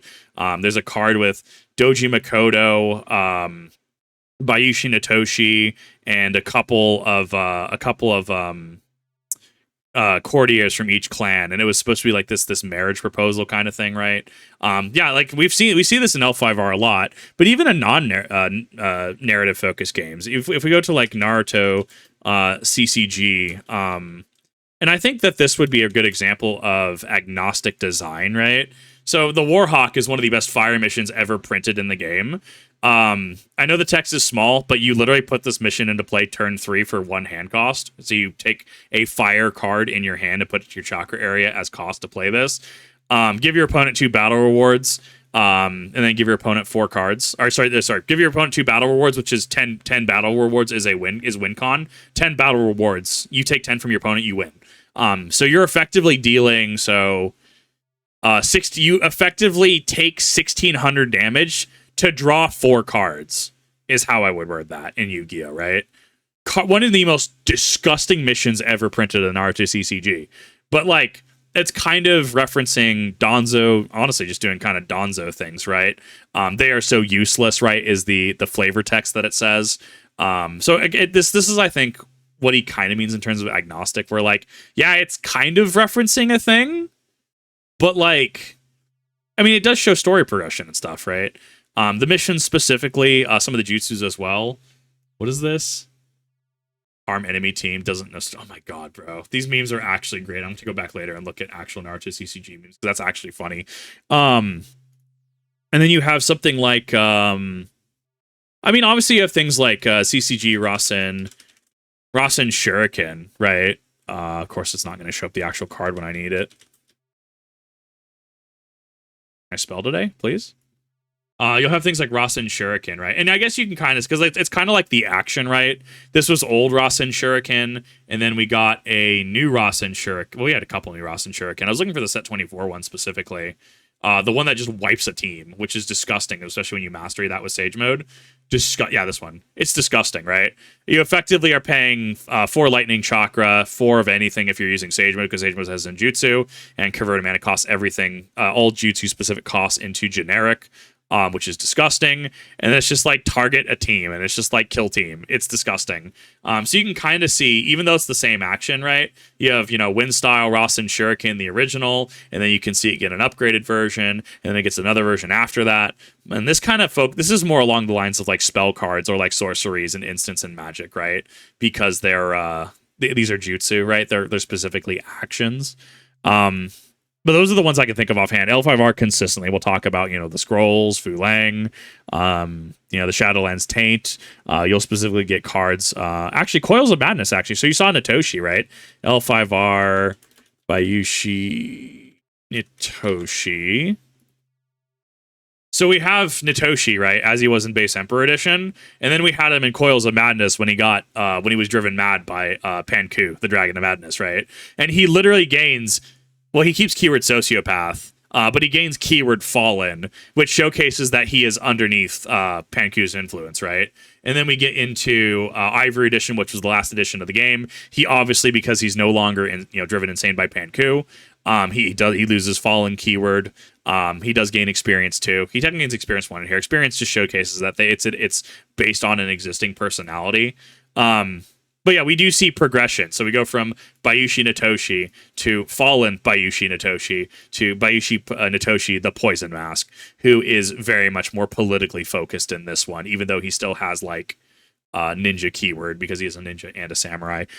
So you see progression in other games as well. That is something you absolutely do see. Things will tie into each other. References cards. It has this weird lack of meta narrative. Well, like I said, the meta narrative is it's about cards.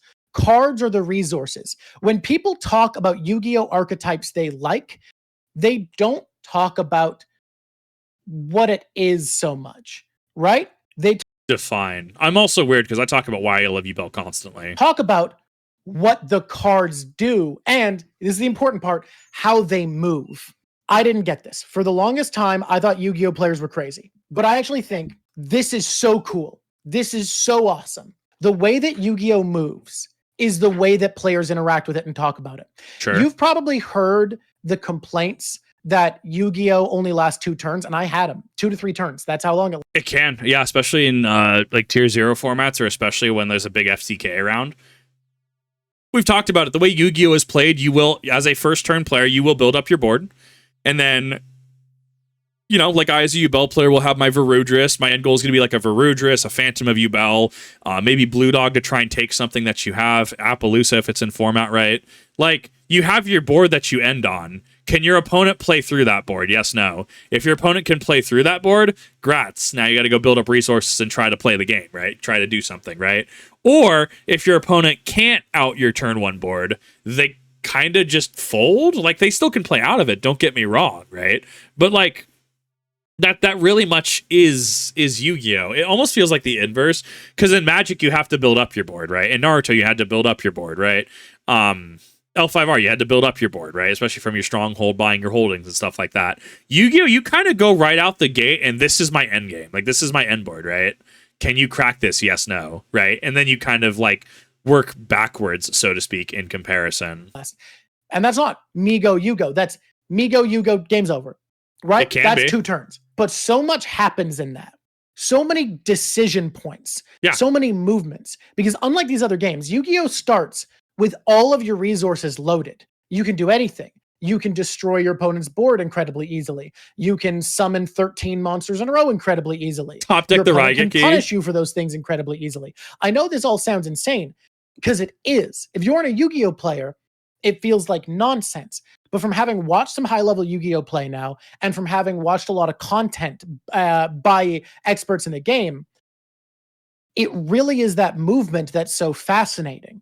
There are archetypes that are built around discarding from your hand to summon from your graveyard. Yep, and then there's also the difference between discarding as cost versus discarding as effect. It's why Shaddoll pisses me off to this day. I love Shaddoll as an archetype. It's a fusion archetype. Of course I love it, right? But like discarding versus effect, or sorry, discarding as cost versus discarding as effect are two different things. It's why Burning Abyss can do certain things like have Karma Cut, Phoenix Wingblast in main deck that something like Shaddoll can't, because discarding as cost is different than discarding for effect, and that's actually how Dark World's folk are too. Like they have to be discarded via effect and not as cost, right? Which there is a difference there, right? And that goes into you building your deck, understanding how your deck functions, right? Fascinating stuff. Archetypes that are built from using materials in your graveyard after discarding or milling them to summon from your extra deck. Archetypes that are about moving things from your graveyard to exile back to the battlefield. Things that are about pouring out your hand, sacrificing some to send them to the extra deck so that those can come back onto the battlefield for more effects. These are all insane things. The one deck I've committed to, that if I want to play, if I play Yu-Gi-Oh, I'm going to play the fucking sushi deck. One of the mechanics in the sushi deck is to play a card called Order Up, where your opponent has to pick which of your cards in your archetype you search for and put in your hand. The monsters that are spells and traps is whatever. If you're a Magic player, you're well acquainted to multi-typal creatures. That's nothing new. What's new is that the mechanics aren't about synergies along the lines of I'm going to play a deck that focuses on putting armor on my hero, or I'm going to focus on moving towards an infinite combo. It's archetypes that are built around, this is the way my cards move. This is the dance my game pieces perform. Yeah. Your dance may be a display where you drop things, fuse them together, create a powerful monster as a boss that attempts to disrupt all my movements to destroy it. Whereas my dance is a lockdown where I spiral through my creatures, exile them, throw them back into the graveyard, shuffle my graveyard into my deck. It can be whatever. Because Yu-Gi-Oh has a meta narrative. And that meta narrative is that it's a game about games. It's a game about the way we move game pieces. Mm-hmm. So it makes all the sense in the world to me that there is. So this actually makes a lot of sense the way he's explaining it, why you'll have certain decks that just do vastly different things.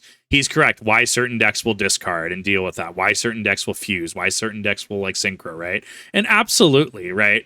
Like there's a definite overlap, right? Like in Yubel, I use fusion and links and a couple Ixies, right? Like yeah, there's definitely some overlap there, right?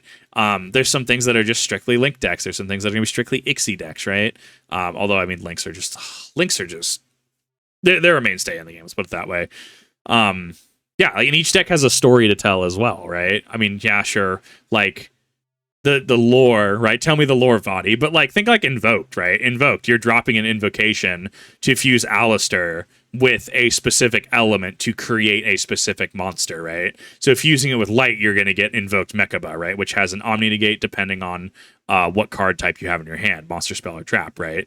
If you use it with dark, you get Kaliga, right? Which is going to, lock down summons and stuff, right? Like, and sure, there's like, it's being able to intertwine the narrative and story, not the meta narrative, right? But the narrative and story of what you're playing with the actual play style, right? Which is why I like Yubel, right? I want my opponent to attack me. We're going to sit here. We're going to play the game. You're going to hurt yourself when you attack me, right?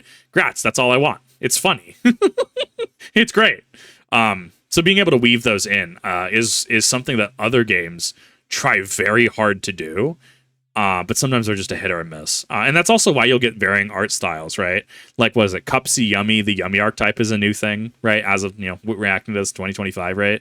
Like, that is so diametrically opposed to something like, not Bestial. What is the Primite? Oh, Primite, right? Primite archetype, right? Which is so just diametrically opposed to something like, I don't know, Atlanteans or something, right? Like how there's such wild archetype styles, right? Like you have, Yugioh versus, even in Duelist Alliance format, like Yugioh versus Shaddoll versus Burning Abyss versus Tallarknights, right? Like, I mean, you have all across the spectrum. Isn't a mana system. It makes all the sense in the world to me that Yu-Gi-Oh doesn't want you to slow down, to build up to a crescendo, because it's not about the building of power to act upon a fantasy. It is about the fantasy of playing a game at its highest level, of playing a game when you have all your mana. It is the fantasy of making the game pieces move the way you want. The combos you work towards in Pokemon, in Hearthstone, and especially in Magic the Gathering, Yu-Gi-Oh! Because it was made to be a love letter to why you love Magic the Gathering, starts at the last step of Magic the Gathering. It starts fundamentally at the point where you have all your game pieces, where you are able to cycle them, where you're able to move them the way you want, where you are able to play.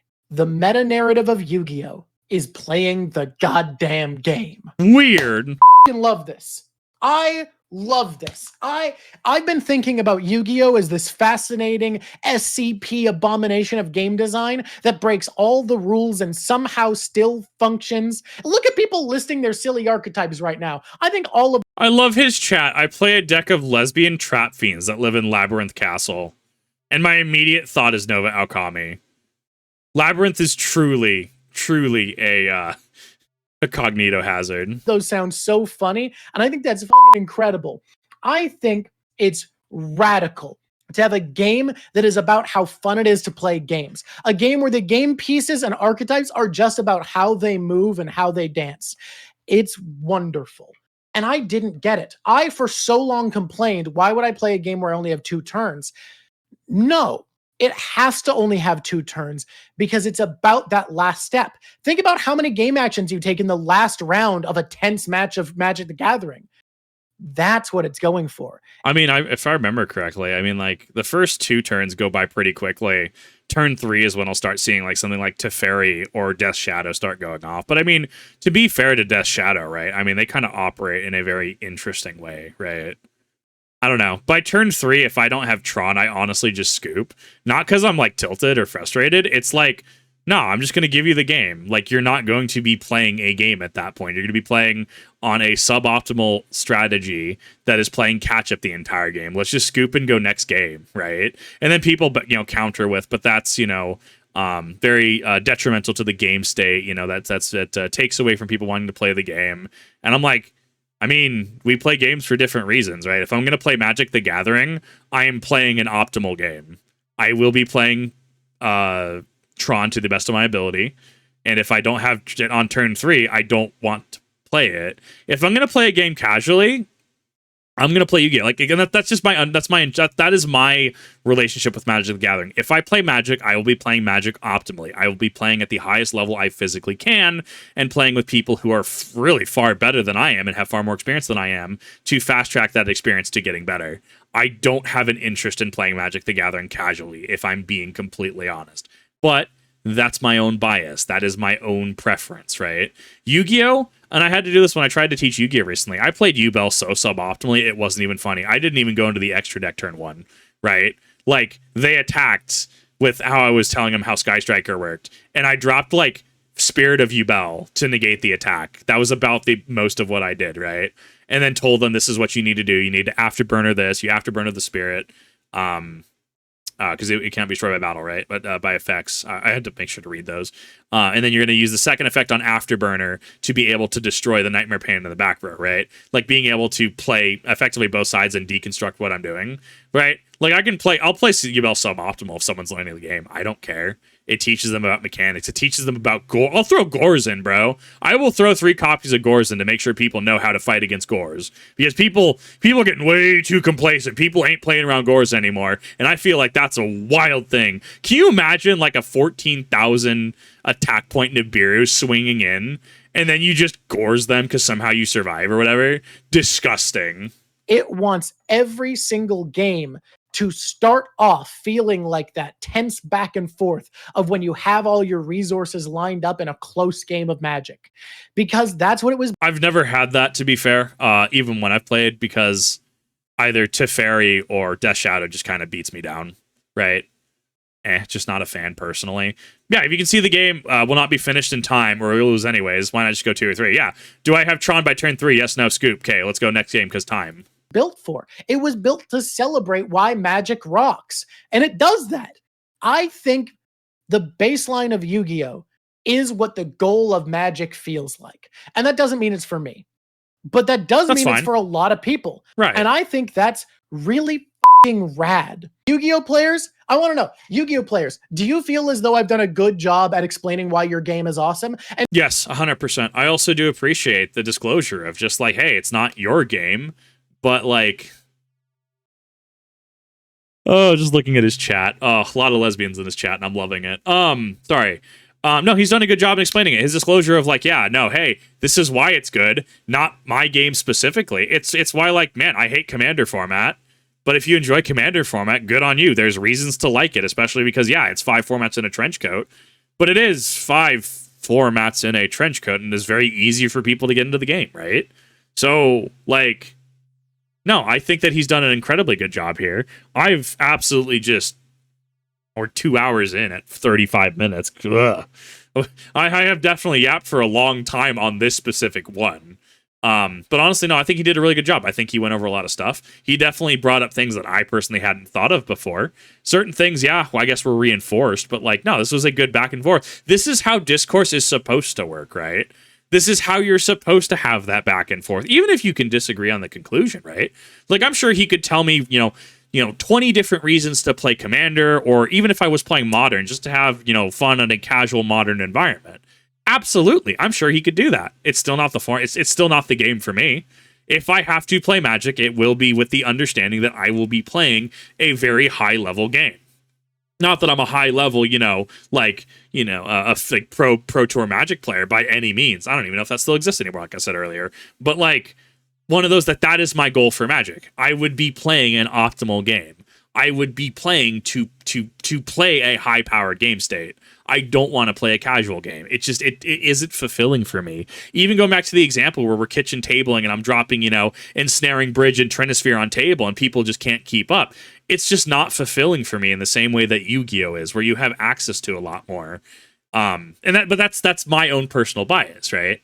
Like, it's fine to have those personal biases, and I think he's done an amazing job explaining all of this. Non-Yu-Gi-Oh players, do you think I've given you a new appreciation for what it's trying to do and what's so cool about it? Yeah. Because that was my goal. That's what I wanted. I wanted a little bit of that joy of what Yu-Gi-Oh is to come through. We're saying, yes, this is good. This is good. Yeah, it's not my game. It's not for me. I'll try the sushi deck. I'll buy the sushi deck. I'll see how I feel. Isn't it wild that people complain about cards that need to be banned because they're generic and want even less generic cards? I can't speak too much to that because I don't know enough about Yu-Gi-Oh from the beginning. Here's where I'm at. Pendulum summoning it feels like I had an observation about it the other day when I was thinking about it that I felt was very intelligent, but I've lost it, and it was for the better and the worse. I feel like Pendulum would have made sense. So you know how like Pokemon... So here's the difference, right? Because Pokemon goes through different mechanics, right? Like during Sword and Shield format, we had VMAX Pokemon. We no longer have... We still have them in like a legacy format, right? In terms of like the expanded format. Because that's through Black and White, I think, right? Black and White up. Because that's the modern game for all intents and purposes. That's effectively modern in Magic the Gathering, right? But like... I mean... That's rotated out, right? So yeah, Pokemon can afford to do something like VMAX Pokemon, right? Gigantamax, Dynamax Pokemon. Or Pokemon can choose to do something like Z moves, right? But they rotate out every standard format, right? Or every couple standard formats, right? Every block, right? They rotate out. So, and even Magic has things like Companion, right? I know Luris gets in a lot of controversy. I think he finally got banned at one point, though. Gigantha, the Wellspring Tactical Deer. You have Companion. You have Storm that gets... Storm, like, we still have Mechanic. Like, point is, you have things that are rotated out, right? Yu-Gi-Oh doesn't have a rotation. So when you introduce a mechanic like Pendulum or Link, that stays, right? You can't just rotate it out. Yes, Yu-Gi-Oh does have kind of a pseudo-rotation because of power level, because of power creep. Absolutely. But it doesn't have a true, like, Pokemon introduces V and VMAX cards to have Dynamax and Gigantamax in the game, right? As somebody who still owns, like, Gigantamax Eternatus deck. It's really good. It actually has a really good interplay with modern cards as well. Like, I've had to go against Dragapult EX, and I sweat, but I can pull out the W.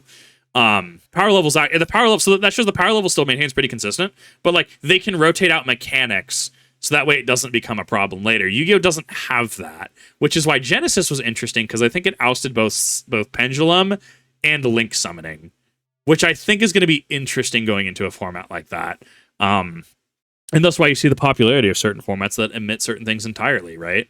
Like certain decks, rely on links. Certain decks rely on fusion. Certain decks rely on synchro and Ixies, right? But it's really interesting to see how the playstyle changes. And I think having more of a like seasonal ladder type thing like Pokemon does, so with different regulations, having that with Yu-Gi-Oh might be incredibly cool. I think it would be a little harsh. Like have it as kind of like a side event at events, right? Right. You obviously have your standard advanced play, but then you have like your Yu-Gi-Oh TCG B block, right? Or B regulation, right? B regulation says no pendulums are allowed, but links are allowed. Regulation C might allow pendulums, but no links, right? And you can kind of rotate through that. That way you're also bulking up attendance for events, but you also could be taking away from the advanced format that we all know, right? It's not a really cut and dry issue, but I think it's interesting to explore. What CGB pointed out is it's kind of like it's kind of like Yu-Gi-Oh's version of mana cheating to an extent, which I think is neat. It also gets at something I like from Magic, which is modal cards. I love cards where you decide how to play them, which I think is really cool. It also gives you cards that are good in one circumstance and bad in another. There's a lot of things that I think Pendulum Summoning has cool as a goal, but I don't know, man. When was this video made? 5 months ago. So he hasn't touched links yet. I'm not going to worry about it. I'm going to buy my sushi deck at some point. That's fine. Icy Knives. I want to address this. Isn't card advantage key to every card game? Yeah. I mean, is this not a direct reason on why Yu-Gi-Oh back in like 2013 or so, Dark World format, right? Why you no longer draw going first? They figured out long ago. Yeah, that draw going first is so powerful. Yes and no. Every card game, card advantage matters to a different extent. I would say, two parts. It's where I pulled some of my info. I've done research otherwise. I've watched all of their videos together. They have great chemistry. Simo's an incredible YouTuber. Sure. But I've watched some of Simo's competitive gameplay. I've watched Card Market Yu-Gi-Oh! A lot. I've just done some research on my own. I've watched some high-end games. I browsed the Yu-Gi-Oh! Subreddit to get an idea for what the culture is like. Oh my God. How much thirst trap art is there on that Reddit? I don't think I want to know the answer to that. That feels like Gooner bait territory, using a Nova Alchemy video title too.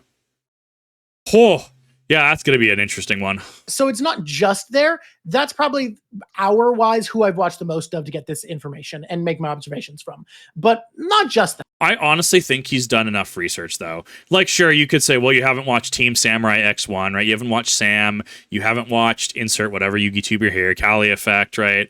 TGS Anime, someone who we watch consistently and react to consistently because I love their content, right? But, like, he's reasonably done, especially because I've seen Simo's content, some of his older content. Dude does a great job.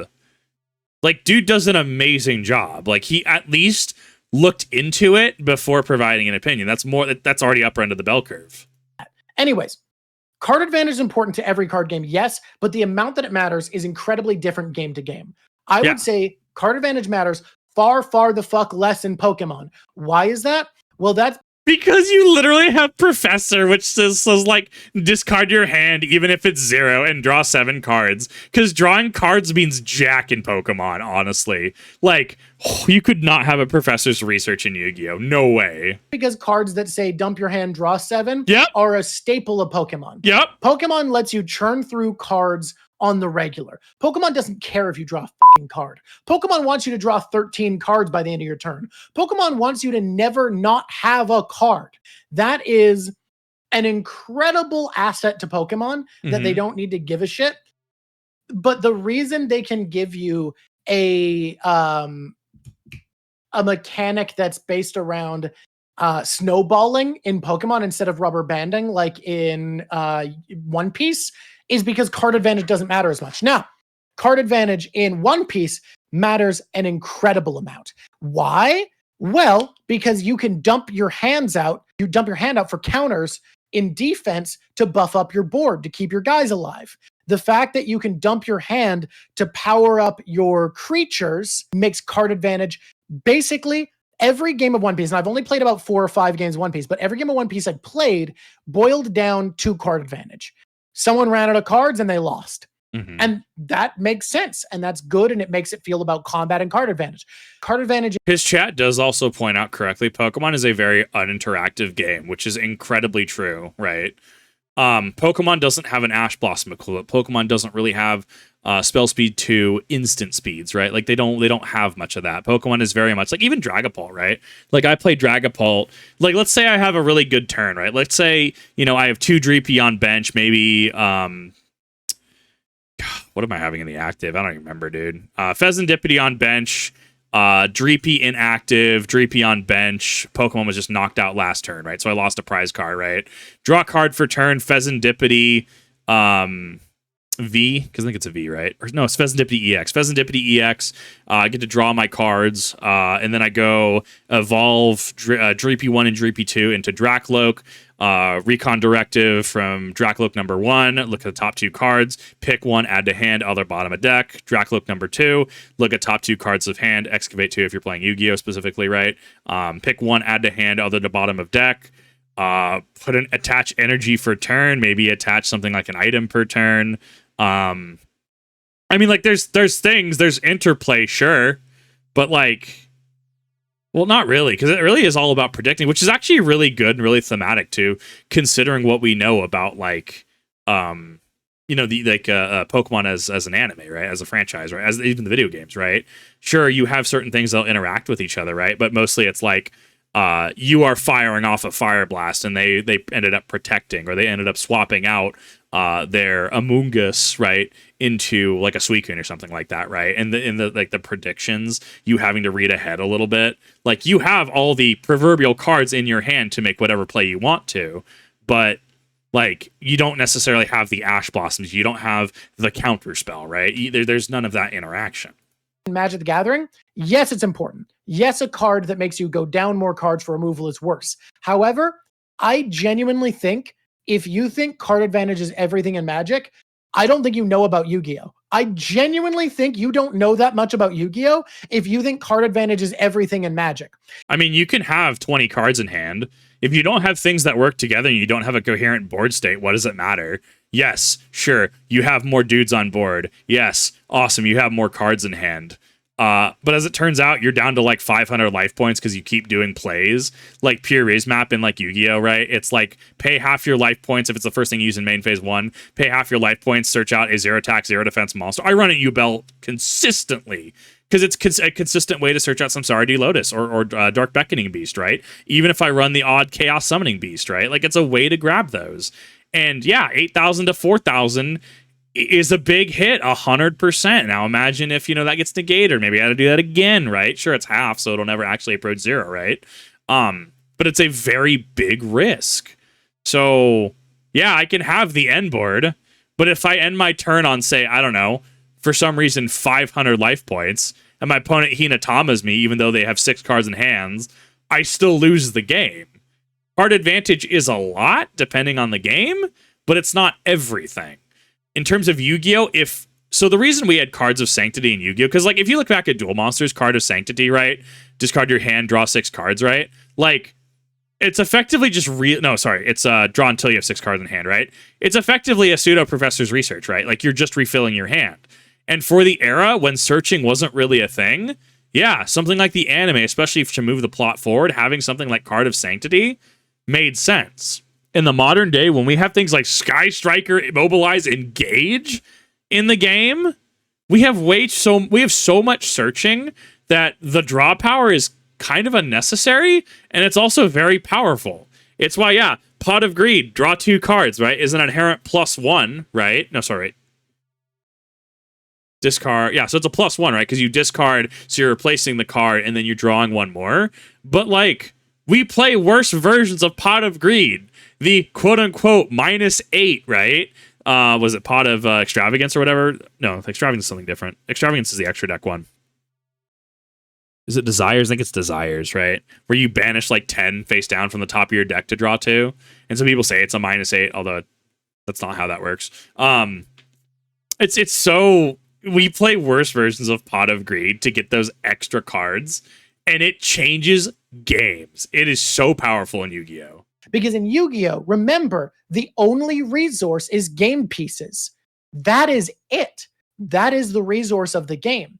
There is nothing else. There is no ephemeral floating mana pool. There is no generating mana over. You know what? Hot take, bring back Mana Burn. Okay? I'm going to say it. I know every single Magic the Gathering player is cringing. Bring back Mana Burn. Turn. It is just your game pieces. That's literally the entire game is game pieces. So card advantage in Yu-Gi-Oh is a measure of your state in a way that I really don't think it is in most other games. Like, genuinely, I know card advantage is, in theory, everything in Magic, but let's be fucking honest, guys. The red player can play out your hand and your blue ass is fucking dead. Red player didn't need to draw cards. You died in 3 turns. Get good, motherfucker. That's why if I ever played Vintage, I'm playing red. I will play red for what, $20 or $200. I can't remember what the decks run for in Vintage. Yeah, I'll go up against the Power 9. I'll go up against that in Vintage with red, 100%. Card advantage is important in Magic, but it's not the entire core of the game. Exactly.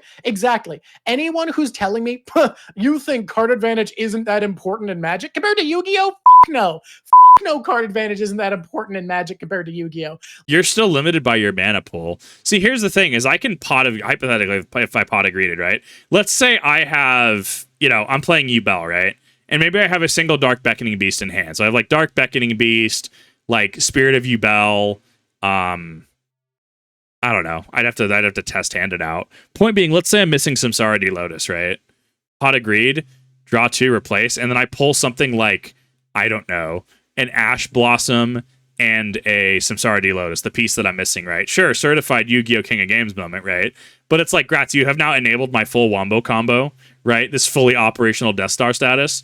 And now I also have a way to potentially out a play defensively if you're trying to search for something, right? Like, because you can use Ash Blossom defensively as long as they're searching, as long as they're doing something listed in one of the 3 bullet points on the card, like you can activate it, right? Like, yeah. And then it doesn't even have to be that big as well, right? Like, imagine you like Pot of Greed and you pull a Raigeki, and then your opponent who went first, they have a board, and then you shotgun the Raigeki or the Harpy's Feather Duster if you're playing Yubel, right? And you just take out half their board, right? You better hope they have an Omni Negate. And if they do have the Omni Gate, they better use it on the Raigeki, because they have to do that or they lose like half their board. And then they do it, and you're like, cool. So you baited out your Omni to get on my Raigeki, Samsara Lotus, effect, tribute as cost, and then you just Wombo combo, right? And insert your deck here in comparison, right? Like, draw is so disgusting, it's not even funny. Literally, all you have in Yu-Gi-Oh! Is cards. Like, and I know you say, well, all you have is cards in Magic. No. You can have a card that makes more mana than another card. It basically is worth multiple lands in the right circumstance. You can have cards that you cast for free. You can have cards that you cheat out. You can bypass card advantage. You can just go so fast that it doesn't matter. Red deck wins for life, motherfuckers. I did. Which one? Spider-Man. Yeah. You've never truly experienced running out of gas, so you played Yu-Gi-Oh? Oh, man. So playing Duel Links... Bro, when you have to unironically stare at hand and pass is the worst feeling. I didn't... Obviously, like I said, I stopped after Pendulum, so I didn't get that high. But the feeling of running out of gas in Yu-Gi-Oh! Although, can I say, Yu-Gi-Oh! Provides one of the most interesting examples, one of the most interesting game states I have ever... It is dice rolling barely. Dice rolling's fake in Yu-Gi-Oh! From what I understand, like the actually Dangerous Machine type 6 and Snipe Hunter. Sorry, I had to be that guy. Cards that roll dice are only good in there was a card that rolled dice as one of its key abilities, and they specifically play it in a deck where you turn off creature abilities and just use it as a beater. I don't know what the makes sense. Yeah, just turn off that effect. Like certified Jiraiya moment. Other dice card is. I only know about Snipe Hunt. Oh yeah, the really interesting game state Yu-Gi-Oh! Can create, because it's about moving game pieces at lightning pace, but it's also about picking the right moment to stop your opponent. One of the things that is most interesting in Yu-Gi-Oh! Is what it becomes when both players have played the right interaction and they've both run out of gas, and it suddenly becomes this slap fight scramble for a board state. Oh, God absolutely. damn. It's so funny to struggle over the course of like 4 turns trying to build up resources and actually try to make plays. That's where the game gets really silly. Just to make fun of Yu-Gi-Oh! And say, I don't think a card game is cool if its most interesting game state only comes about from failure. And that's when I realized both people running out of gas isn't failure. That's both players succeeding and playing out of their fucking minds. Yeah. That is cool. What the was I smoking? That's amazing. The idea that out of nowhere, the game about taking a million game actions becomes a struggle, becomes a tired boxing match where they're leaning on each other for breath. That's radical. Never mind. I take it back, Yu-Gi-Oh! It's actually radical that your most interesting game states come about from this perfect play that leads to both players tumbling out exactly. Yeah, it's great when both players do the best ability to play at lightning speed, only be dragged into a 40-minute back and forth trying to maintain a board in the first few until opponent dead draws. It's so good. It's actually great. It's actually great. It's actually great.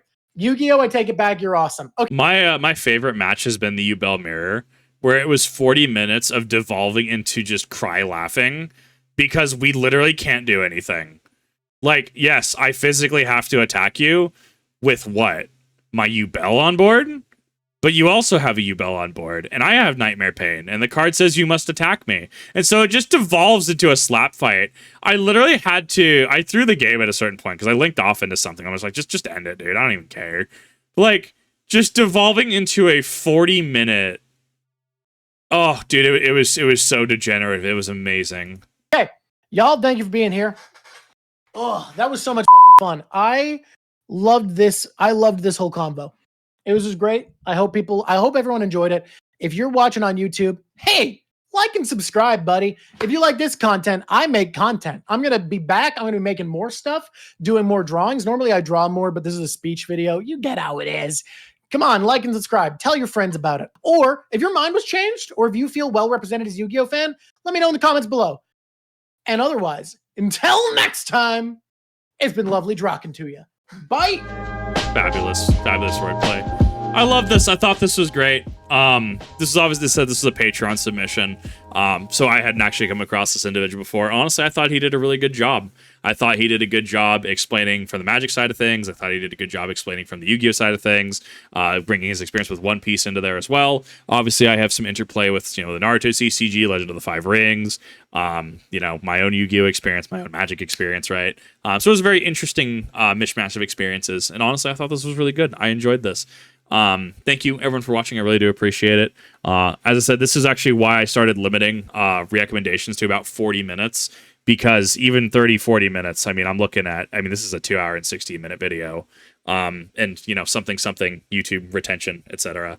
But I honestly enjoyed this. It was very cool to come out and have this, and thank you, Drawk, appreciate this. Thank you for your piece, and I thought you did the Yu-Gi-Oh community a lot of justice by doing it the way you did. So thank you.